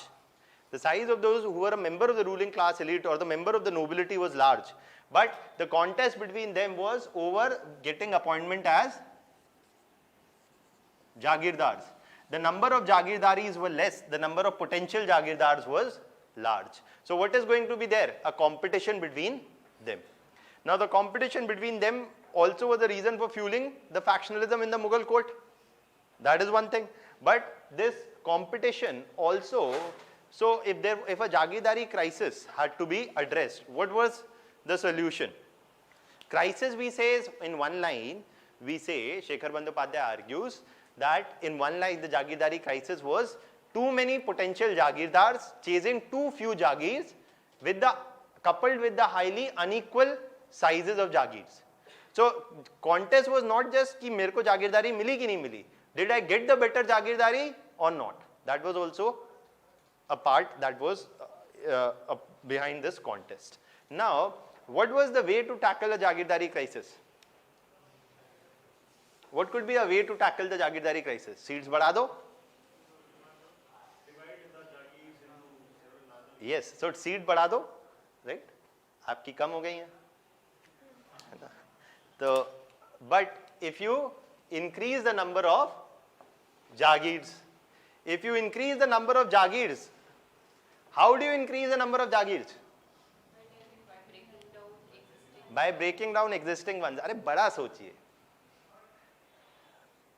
You conquer more areas, so new Jagirs will come. That is why the Mughal Empire needed expansion. The Mughal Empire needed expansion, and Shekhar Bandyopadhyay argues that the Mughal Empire is a war state, continuously seeking to expand, continuously seeking to territorially expand. Why? One reason is that more is the territory under control, more will be the land revenue generated. So the financial health of the empire will improve as more territories come under its control. That's one reason. The other reason is it will help to diffuse the Jagirdari crisis. The more is the territory, more new potential Jagirdaris can be created, and the whole Jagirdari crisis can be addressed. So what did Aurangzeb do? He captured the Deccan region. Now he captured the Deccan region. So this would have done what? This would have addressed the Jagirdari crisis. But Aurangzeb did something which did not address the Jagirdari crisis. In fact, so though he expanded and took control of the Deccan region, Aurangzeb did something else. And that was that Aurangzeb converted the Deccan region into what was the Khalisa land. Okay. Now, what was the Khalisa land? I told you in the Jagirdari system there were 3 portions of the revenue. One for making the lifestyle of the Jagirdar awesome, the other the king awesome, and in the middle was for troop maintenance. Now the problem with what was the problem with the Jagirdari system? Apart from the crisis, what was the problem with the whole system of revenue collection? A significant portion is going to whom? Jagirdars. King बना रहा है ना system. So king has to make a system with which revenue collection for the emperor increases rather than a significant portion going to जागीरदार. देखिए जैसे आप IRS officer बनेंगे तो ऐसा थोड़ी होता है कि इस महीने में you have done income tax rates of 5 lakh rupees और 50 लाख रुपीस तो 10% आपका. ऐसा होता है सरकार? नहीं. व्हाट डज सरकार गिव यू? सैलरी 1 लाख रुपए, राइट? चाहे आप 5 करोड़ पकड़ें चाहे 50 करोड़ पकड़ें, आपकी सैलरी फिक्स है, right? So what do you see? What do you see? That if you replace the Jagirdari system with a system of salaried revenue collecting officials, what will increase? The efficiency of tax collection for the central ruler. So Aurangzeb was interested in increasing the tax collection for the central Mughal ruler. He started the Khalisa system in which he started appointing revenue collecting officials.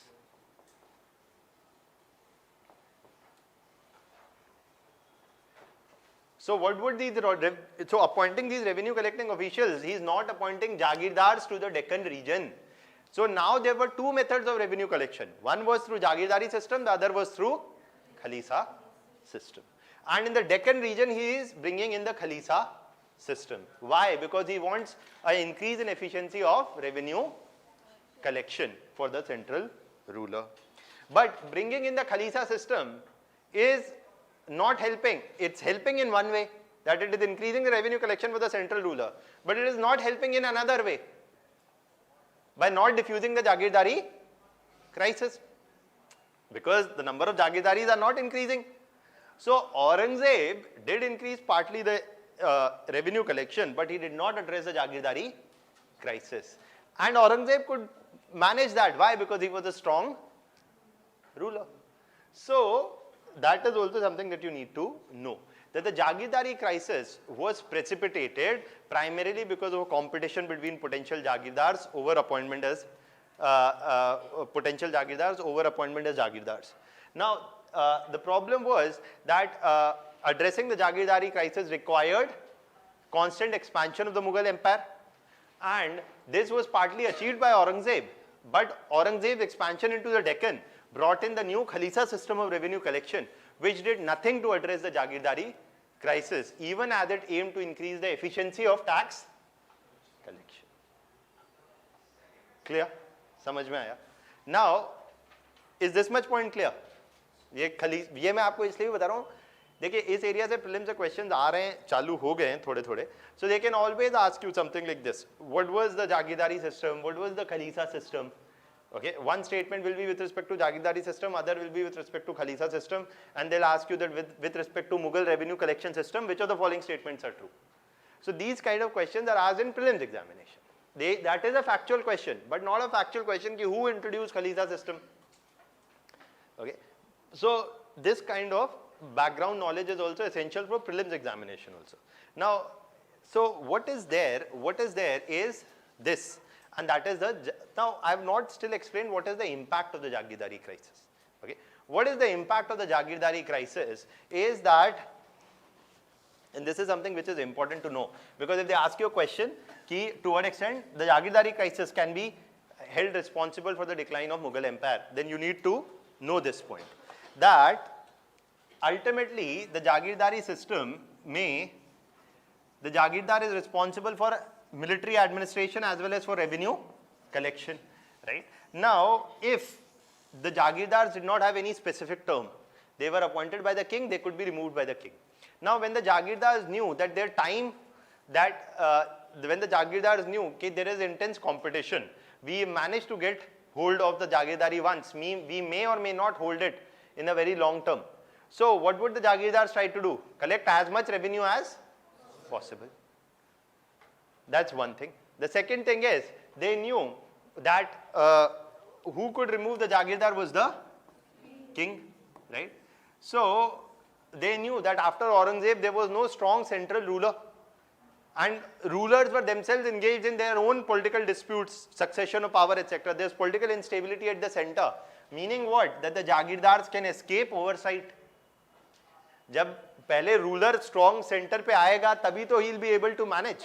So as long as there's political instability at the center, the Jagirdars can have a free run, because the king, unless an individual consolidates his power as a king, he cannot discipline the Jagirdars.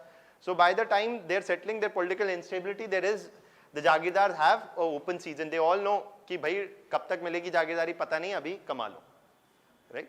So the Jagirdars, there was a lack of effective oversight after the decline of a strong central Mughal rulership.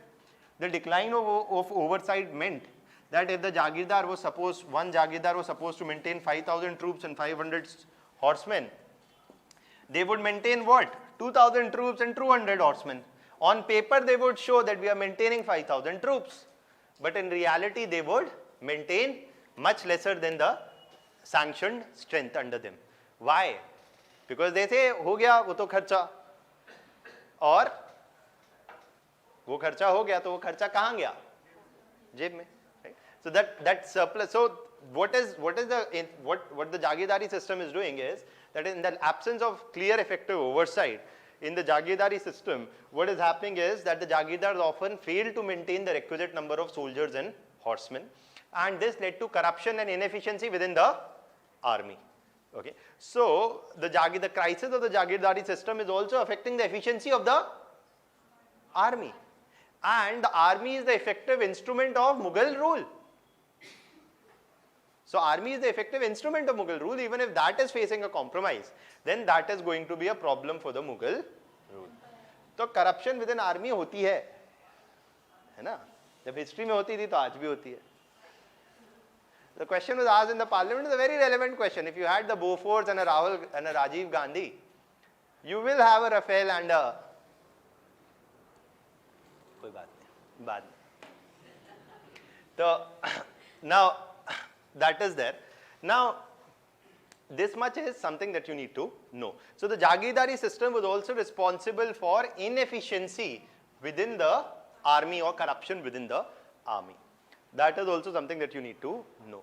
Now, in that context, now this is about the Jagirdari system, which is a political system also, which has implications for revenue collection also, and has implications for corruption in the army also.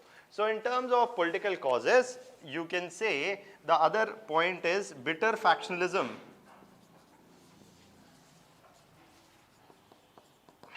within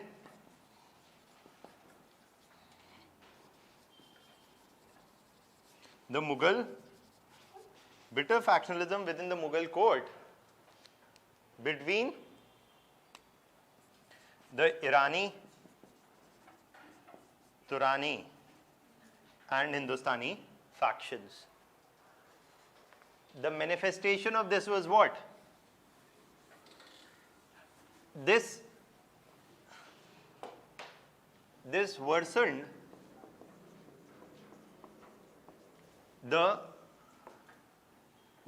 what? This worsened the political crisis within the Mughal Empire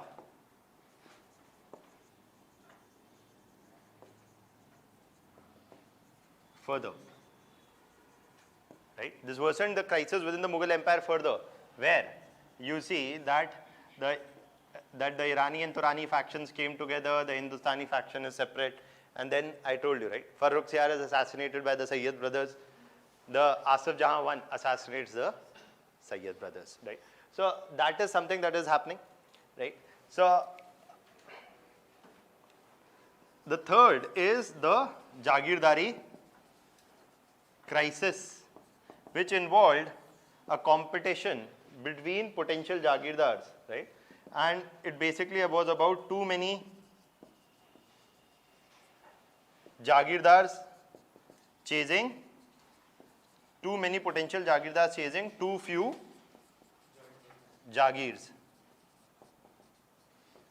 And the Jagirdari crisis, as Aurangzeb expanded into Deccan region,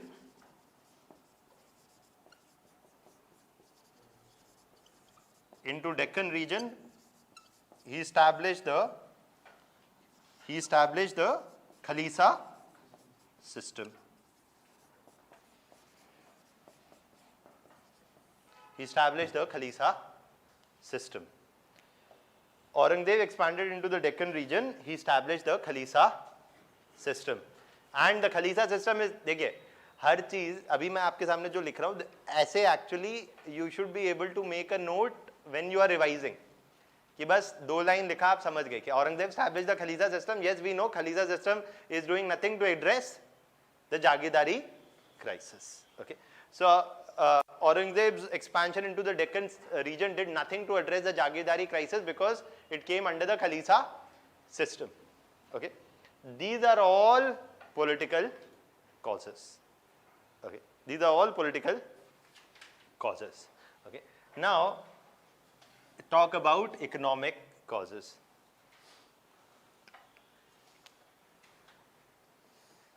See, one of the things that people always say ki, sir, answer writing, I'm not able to write even though I've understood. One is understanding. Other is memorizing. Memorizing must not happen without understanding. But understanding is not sufficient on its own either. देखिए college school में क्या होता था कि memorise है ना, ये हुआ रट लो, सब रट लो. कॉलेज में गए तो कुछ नहीं, ना पढ़ना है ना रटना है, बस लिखो. कॉपी आई तो जो पता है वो लिखो. Right, I have heard this topic, whatever is the question, I know this, I will write everything. Because कुछ तो लगेगा और क्वेश्चन खाली नहीं छोड़ना है. Right, this is what university exams are all about. Right, not leaving the question and writing everything and anything possible, so that something will hit. Examiner will also give some sympathy marks. Student has tried so hard, he did not give up. Right, so that is there. But here what is very important is preciseness. You write precise, you write to the point. Okay, that is it. So in terms of economic causes, देखिए, now let's understand this. In terms of economic causes, one of the things to know, in terms of the economic causes, one of the things to know is for the revenue collection, we have already talked about the Jagirdari crisis, right? Now, apart from the Jagirdari thing, one of the things to know is that main source of revenue is what? Agriculture, right? Now, if you want to increase revenue collection, what are the 3 ways? If you want to increase revenue collection, say from, so if say the territory is this, if you want to increase revenue collection, what can you do? You can increase the size of the territory. That is what Mughals were anyways doing. Or you could do what? You could, if you were collecting tax rate of 20%, you start collecting it at 40%. You increase the tax rate. What is the problem with increasing tax rates? It will increase the burden of taxation. Petrol हो जाएगा 80 रुपए, तो आप क्या करेंगे? नहीं बोलेंगे वाह मोदी जी वाह, right? So it will lead to discontent amongst the peasantry. An increase in burden of taxation will lead to discontent amongst the peasantry. The peasantry will resort to what? Peasant rebellions. So peasants would not say कि बस हाँ ठीक है आप बढ़ाते जाओ tax rate as much as you want. If you increase the tax rates, then it will lead to peasant rebellions. So what was the problem with expansion? Wars, right? But what is the problem with fighting wars, economically speaking? Expensive, right? Even though you are going to increase area under control from which you are going to increase revenue collection, even that involves fighting a war which is itself going to be expensive. So ऐसा नहीं है पहले आपको कुछ खर्च करना पड़ेगा तब कोई जाके आपको revenue collection में फायदा होगा बाद में, right? What is the third way? Yes, increasing the productivity. If you increase the productivity, say you keep the tax rate as 20% only. If you increase the productivity, earlier say 1000 tons was being produced and you tax, so 200 tons is taken as taxes. If you increase the productivity, say you double it, then at the same tax rate, you are collecting 400 tons, right? So if you increase the productivity, tax collection would increase without increasing tax rates. Right? Now, increasing agricultural productivity often meant increasing the area under irrigation. Increasing the area under irrigation. Why? Because if you would provide irrigation, then in agriculture that is dependent upon rainfall, assured availability of water would increase productivity, or to replace wooden equipments with equipments made of either iron or other metals. So that would do to increase productivity significantly. Now, so that was another possibility. Now, under the Mughal rule, the Mughals would do this and this. Not just the Mughals, almost all other rulers we'll also see later. The Mughals would either try to increase tax rates at times, but that would lead to revolts, or the Mughals would constantly seek to expand. But the Mughals never, or the Mughals did not do much significant work in terms of increasing productivity. They did not take many long-term steps to increase agricultural productivity in most of the areas under their control. Okay. That is what we are saying. So one of the economic causes for the decline of the Mughals is what? That there are two causes interrelated here. First is they did not take any long-term active steps to increase agricultural productivity that would increase the financial health of the empire. अब आप बोलेंगे कि sir ऐसा क्यों? Mughals को पता नहीं था क्या? But the point is, why should the king invest his time and energy to increase productivity? फिर tax collection पड़ेगा. अरे king are rulers who are known for fighting wars, तो लड़ो. That is quick result, right? You increase productivity 5, 6 years, 10 years it will take to increase productivity. फिर revenue collection increase होगा. 2 साल में war लड़ो, माहौल भी बनेगा, glory भी बढ़ेगी, area under control भी बढ़ेगा, right? So it's something that works for them. So they were doing other things, and nobody was taking any long-term active interest in increasing productivity. It's not that solutions were not known then, or it's not that solutions are not known now. Right? So you can say the same thing. Why is the farmer in distress in India today? Don't we know what is the solution? Yes, we know the solution. But where is the implementation, right? So there's no long-term concrete plan here to increase productivity. That's one problem for the economic weakness. The second is expansion would require wars, and wars are expensive. देशभक्ति से लड़ाइयाँ नहीं लड़ी जाती, वो force से लड़ी जाती, है ना? तो So इसीलिए one of the important things to know here is that wars are expensive to fight, would require mobilization of resources, and so a certain amount of expense happens to fight wars, say X. Okay, by the area that to come under control, revenue generation would be Y. It is sensible to fight wars when Y is more than X, right? If you are going to get a revenue generation of say 100 crores, you spent say 100 crores or 200 crores to fight wars, say you spent 500 crores to fight wars, annual revenue generation from one area is 100 crores. Then in 5 years you will be able to recover the cost of the war that you fought in the first place, right? The problem with the expansion of the Mughal Empire, especially under Aurangzeb in the Deccan region, was it did not happen in one go. The wars that Aurangzeb fought against Marathas, Bijapur and Golconda, Aurangzeb ultimately won them all. But it took them, it took more than 3 decades of war fighting under Aurangzeb to win these wars. So firstly, these were not wars that were won quickly. These were long and protracted wars. And long and protracted wars are going to be expensive, right? Long and protracted wars are going to be expensive. And these wars were not easy to win. They were expensive in nature. And in a way, though Aurangzeb territorially expanded the reach of the Mughal Empire, these wars were expensive in nature, and the revenue generation from the Deccan region was not very high. Why? Why do you think the revenue generation would not be high from the Deccan region? Because the agriculture was not that fertile. Why?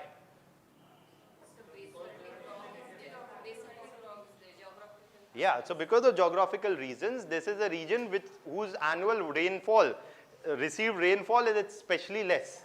So the productivity of this region was not high. Neither were any steps taken to put irrigation or anything into these regions. So agricultural productivity was not that high in the Deccan region. They spent a lot of resources or money to expand into the region, but the revenue generation from the region was not very high. So though under Aurangzeb the Mughal empire expanded territorially, it ultimately financially ended up weakening the Mughal empire. So though there is territorial expansion, the amount of money and resources spent on capturing these territories could not be compensated from the revenue generated from these regions. So that is something which is happening also at this point of time. This is also a economic problem. This is precipitating the economic problem for the Mughal empire. There is the crisis of the Jagirdari system. There is the peasant rebellions which would break out if high tax rates were imposed, and the third was the economic burden caused by the highly expensive nature of the Deccan campaign under Aurangzeb. That is why Aurangzeb introduced the Khalisa system, to partly compensate for this expensive nature by increasing efficiency of revenue collection. But Khalisa system also was not enough to address the economic cost or the whole nature of the economic weakness despite territorial expansion. So this also gives you another lesson in history. Expansion for the sake of expansion is not a very great idea. कई लोग बोलते हैं कि हम चाय यहाँ पिएंगे और खाना वहाँ खाएंगे. Right?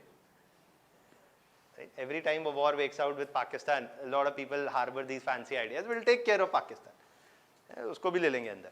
हाँ तो ले लो. लेकिन expansion for the sake of expansion is not very great. Aurangzeb is telling you this here. You capture a failed state, it will ensure your failure also. In the sense that, for example, Pakistan is going to go through a balance of payment crisis very next month.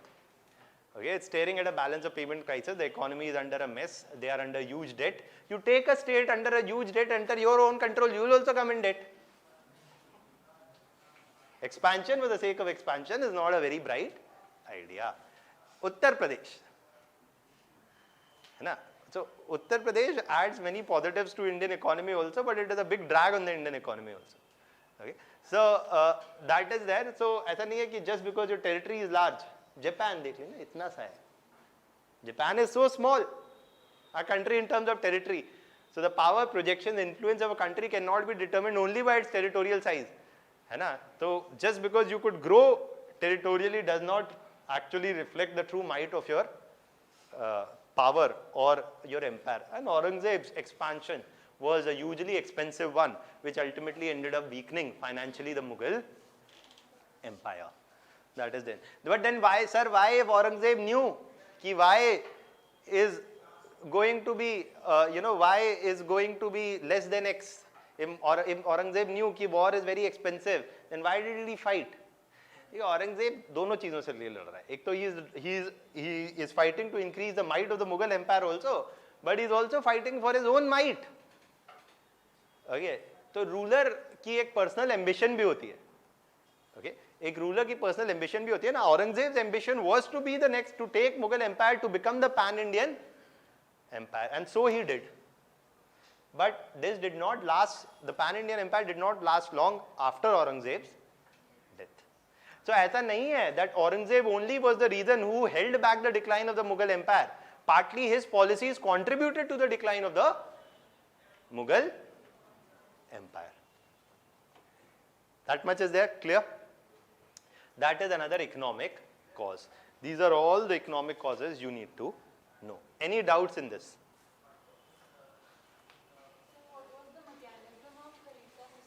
What was the mechanism of Khalisa system? They would appoint revenue collecting officials who would be paid a salary, and they would collect revenue on behalf of the Mughal king. Okay, that is there. So revenue collecting officials were appointed, they were given a fixed salary. So if you give a fixed salary, then the efficiency is there because you are not giving them a percentage or a portion of it. Right? So that is the thing. And this was only applicable for the Deccan region. It was only applicable for the Deccan region. So that is there. Anything else? Sir, Aurangzeb's empire must be having too many learned people. So, for what possible reasons they didn't warn him about the unfavorable geographical conditions of the Deccan region? देखिए, one of the things is दोनों चीजें. When you get into a war, you don't always know how long the war is going to last. For example, when World War I began, Britain assured it to the people the war is not going to last very long. It dragged on for 4 or 5 years. Okay. Similarly about World War II. When war start, it is often every, देखिए, Afghanistan. है ना? When war start, every president, prime minister, ruler of the country would say, हम जीत जाएंगे. कोई बोलता है हम war लड़ने जाएंगे, हम हार जाएंगे. नहीं. Or it will last very long. No. So one of the things is that it was firstly, there are two reasons here. Firstly, not many could afford to antagonize Aurangzeb, even within the nobility. Okay, that your decision is not right, you should probably change it. So that was not something that many had the courage to tell a strong and authoritarian ruler like Aurangzeb. जैसे कि आज मोदी जी को कोई nobody dares to raise a voice before him. Okay, in the sense that he is a strong ruler. So strong rulers had this. Indira Gandhi had this. That Indira Gandhi would not tolerate कि ज्ञान मत बांटो, जो मैं बोल रहा हूं वो होना है. Okay. The second thing is that his own, as I said, that his own personal ambition is also there to expand the empire and to be this pan-Indian ruler. Okay. Also, apart from this, there is also the third reason, and that is Shivaji and the Marathas. It was not, देखिए, the Maratha empire is being established by Shivaji. He is the one who is bringing the Maratha clan together to start the Maratha empire. So it was not very well, it was not even expected that the resistance from Shivaji is going to be, and from the Marathas is going to be such a strong resistance. And that Bijapur, Golconda and the Marathas would often try to join hands with each other against the Mughals. So the nature of these expansion in this area and the kind of resistance also offered by rulers like Marathas was kind of unexpected. So that is also there, and that is why they even tried to reconcile with Shivaji. Shivaji was given the offer to come and talk to Aurangzeb. Shivaji went and talked to Aurangzeb, was ready to become the a commander within the Mughal empire. But then things did not work out and he tried to escape, or they captured him, murdered him, etc.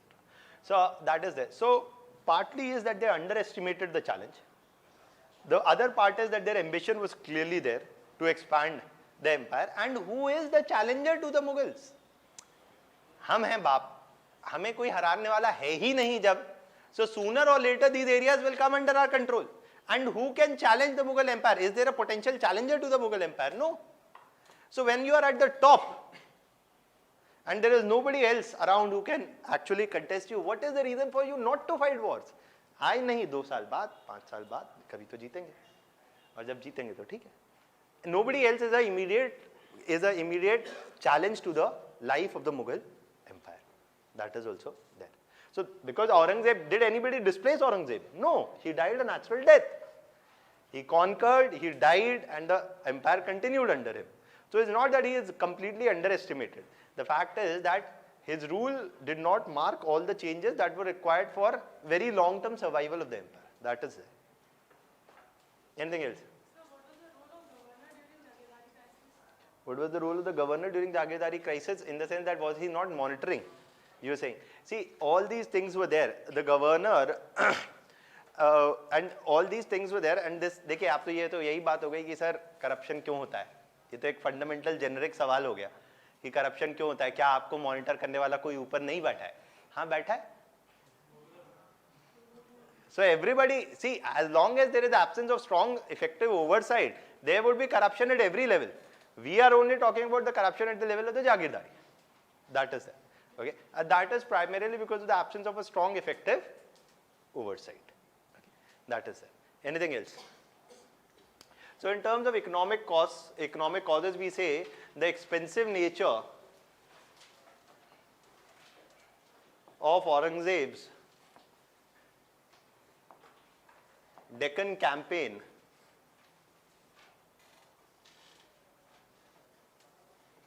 though increase the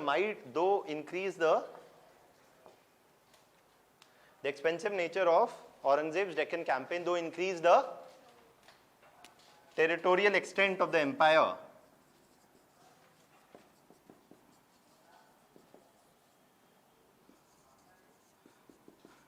it just reminds me, nobody told Jawaharlal Nehru that don't try to mess with China. Right? Expert advisors were there for Jawaharlal Nehru also, but he tried to mess with China. China did not like it either. Right? We also often criticize Jawaharlal Nehru's foreign policy on certain accounts, etc. So one of the things is we have the benefit of hindsight, and in hindsight everybody is wise, right? So that is also something which is here. Now the expensive nature of Aurangzeb's Deccan campaign, though increased the territorial extent of the empire, it ended up weakening it economically.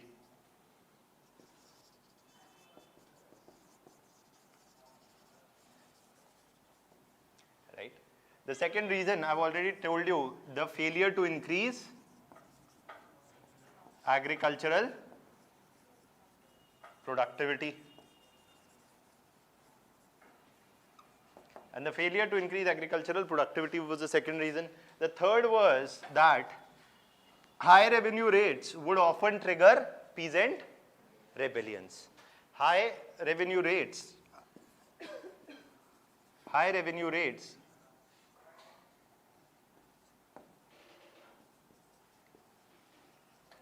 would trigger peasant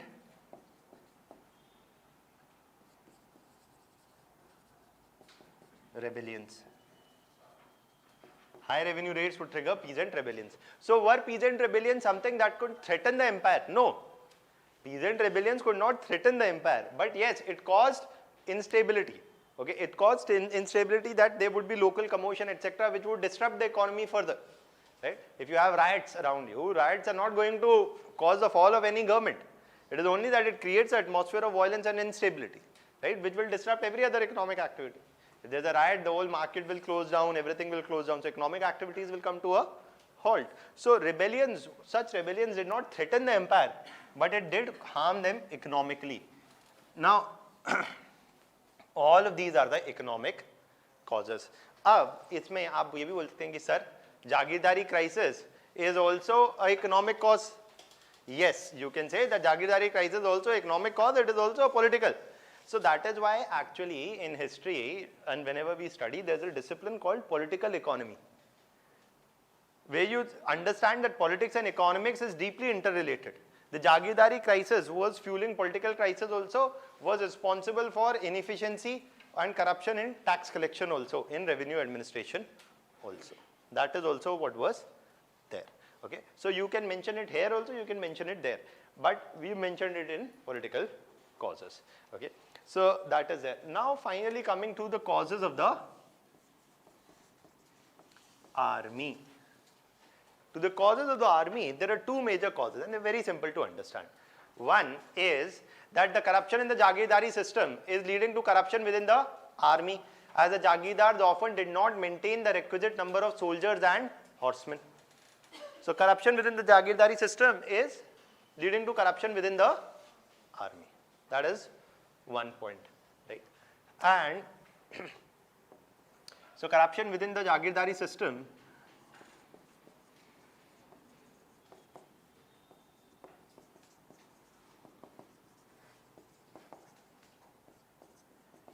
led to corruption within army, as the Jagirdars did not maintain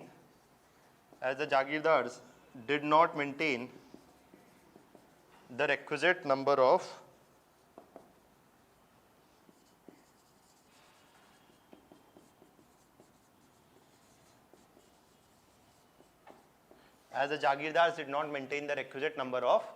troops.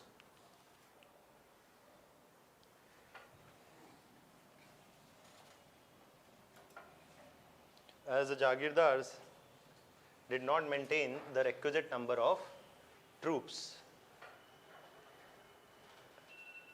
And one another cause for the decline of within the army is something that you must know, and that is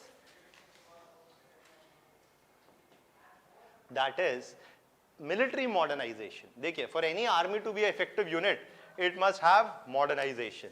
But we'll also say that in terms of military modernization, after Aurangzeb, there is no major modernization plans which are pursued within the Mughal army. Why?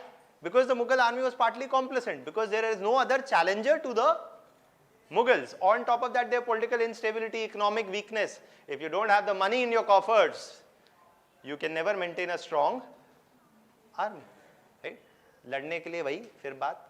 Soldier require salary and guns. They don't require only Deshbhakti. Right? So, in that sense, basically you required military modernization, but economic weakness, all of political instability is having an impact also. There is no major plan for the modernization of army was neglected during this. The modernization of the army was neglected during this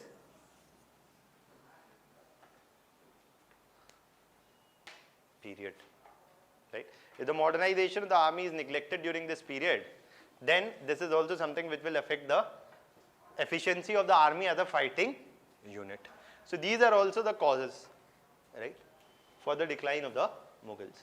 Unlikely that they will give you a straightforward question that discuss the causes for the decline of the Mughal empires. ऐसा question नहीं आएगा. They will give you question like this, that to what extent the Jagirdari system can be held responsible. ऐसा एक question आ सकता है. Or they can give you a question. I have not talked about social causes right now. We'll talk about jizya and other things. But you can write down 2 or 3 questions. See, my aim of giving you questions is not that you tomorrow go ahead and start trying to write answers. Is to give you these questions so that this is how you should think when you're revising, when you're reading again. These are the questions that you should be able to answer. If you're able to answer them, meaning आपका ये topic तैयार है. Okay, that is there. Now, an answer writing will come later. I'll talk about socio-religious causes in the next class. Today, you just write down 2 or 3 questions that can come from there. To what extent Aurangzeb's policies can be held responsible for decline of Mughal empire?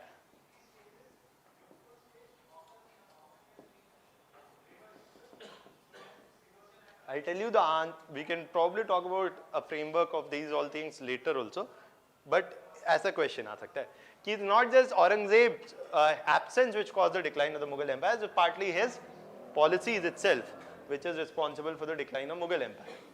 Secondly, a simple basic question could be causes of decline of Mughal empire. That is there. Or they can ask you a question like this. To what extent the decline of Mughal empire can be explained by the crisis of Jagirdari,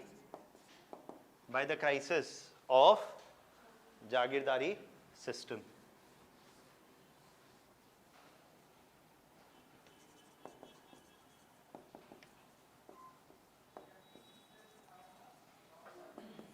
By the crisis of Jagirdari system. That is another question that they can ask you. Or so that is there. Now, these are the 2 or 3 kind of questions that they can ask you from this topic. Prelims में आपको बस इतना पता होना चाहिए, अच्छा जागीरदारी system क्या था, खलीसा system क्या था, what are these 2 types? They are types of revenue collection system. The Jagirdar is appointed by whom? The king. The Jagirdars are not hereditary, but they are transferable. Okay. And one thing that you should also know, because ये facts आपको देंगे with respect to Jagirdari system, which of the following statements are true? That the Jagirdari system was hereditary. That's a wrong statement. That the Jagirdari system involved the responsibilities of revenue collection and military administration. True. That the Jagirdari system was riddled with crisis. And that was, so about the Jagirdari crisis. They'll give 2 or 3 statements, then they'll ask you to pick up. Which of the following are true? 1, 2, 1, 2, 3. So you don't prepare for prelims and mains separately. You prepare for them integrated. That is also the reason. So you understand what is Jagirdari, Khalisa, ये सब आपसे prelims में पूछ लिया. They'll ask you causes directly in the mains. Clear? We'll stop here for today. In the next class, we'll discuss the socio-religious causes and then we'll write down and then we'll discuss the next topic. Thank you. We got late today because my flight got delayed and so I got late coming here. That is it.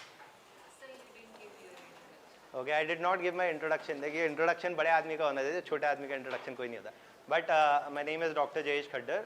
I have Masters in Political Science, International Relations from JNU, MPhil in Public Policy from JNU, PhD in Public Policy from JNU, country's premier anti-national university. History में अच्छा देखिए, हाँ ये अच्छा सवाल है, बैठ जाइए, आप जाइए. हिस्ट्री में क्या किया है देखिए. देखिए इंपॉर्टेंट सवाल ये है जीवन में, what is history? Is the politics, is the international relations, and it is the economy of the past. I am not a person who has done archaeological excavations, right? So yes, I have no training in terms of formal historical research, but that is what is not required. So in the sense that if you were to ask me कि sir आपने खोद के देखा है आज तक कहीं कुछ, आपको कैसे पता? तो नहीं किया भाई मैंने. But in terms of studying history, one of the things that you say is, अगर आप देखें कभी भी in terms of studying social sciences, we say there is a very strong need for interdisciplinarity.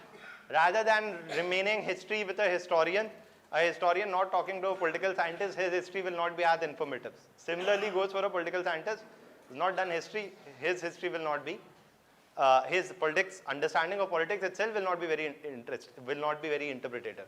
That is why you keep seeing that I will keep doing this. कि तब ये हो रहा था, आज ये हो रहा है.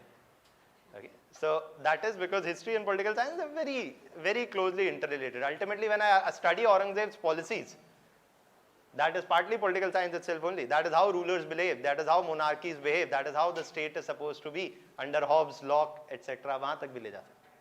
Okay. तो कहाँ से कहाँ तक ले जाने की क्षमता आप में होनी चाहिए, है ना? तो that is there. So that is my brief introduction. Thank you.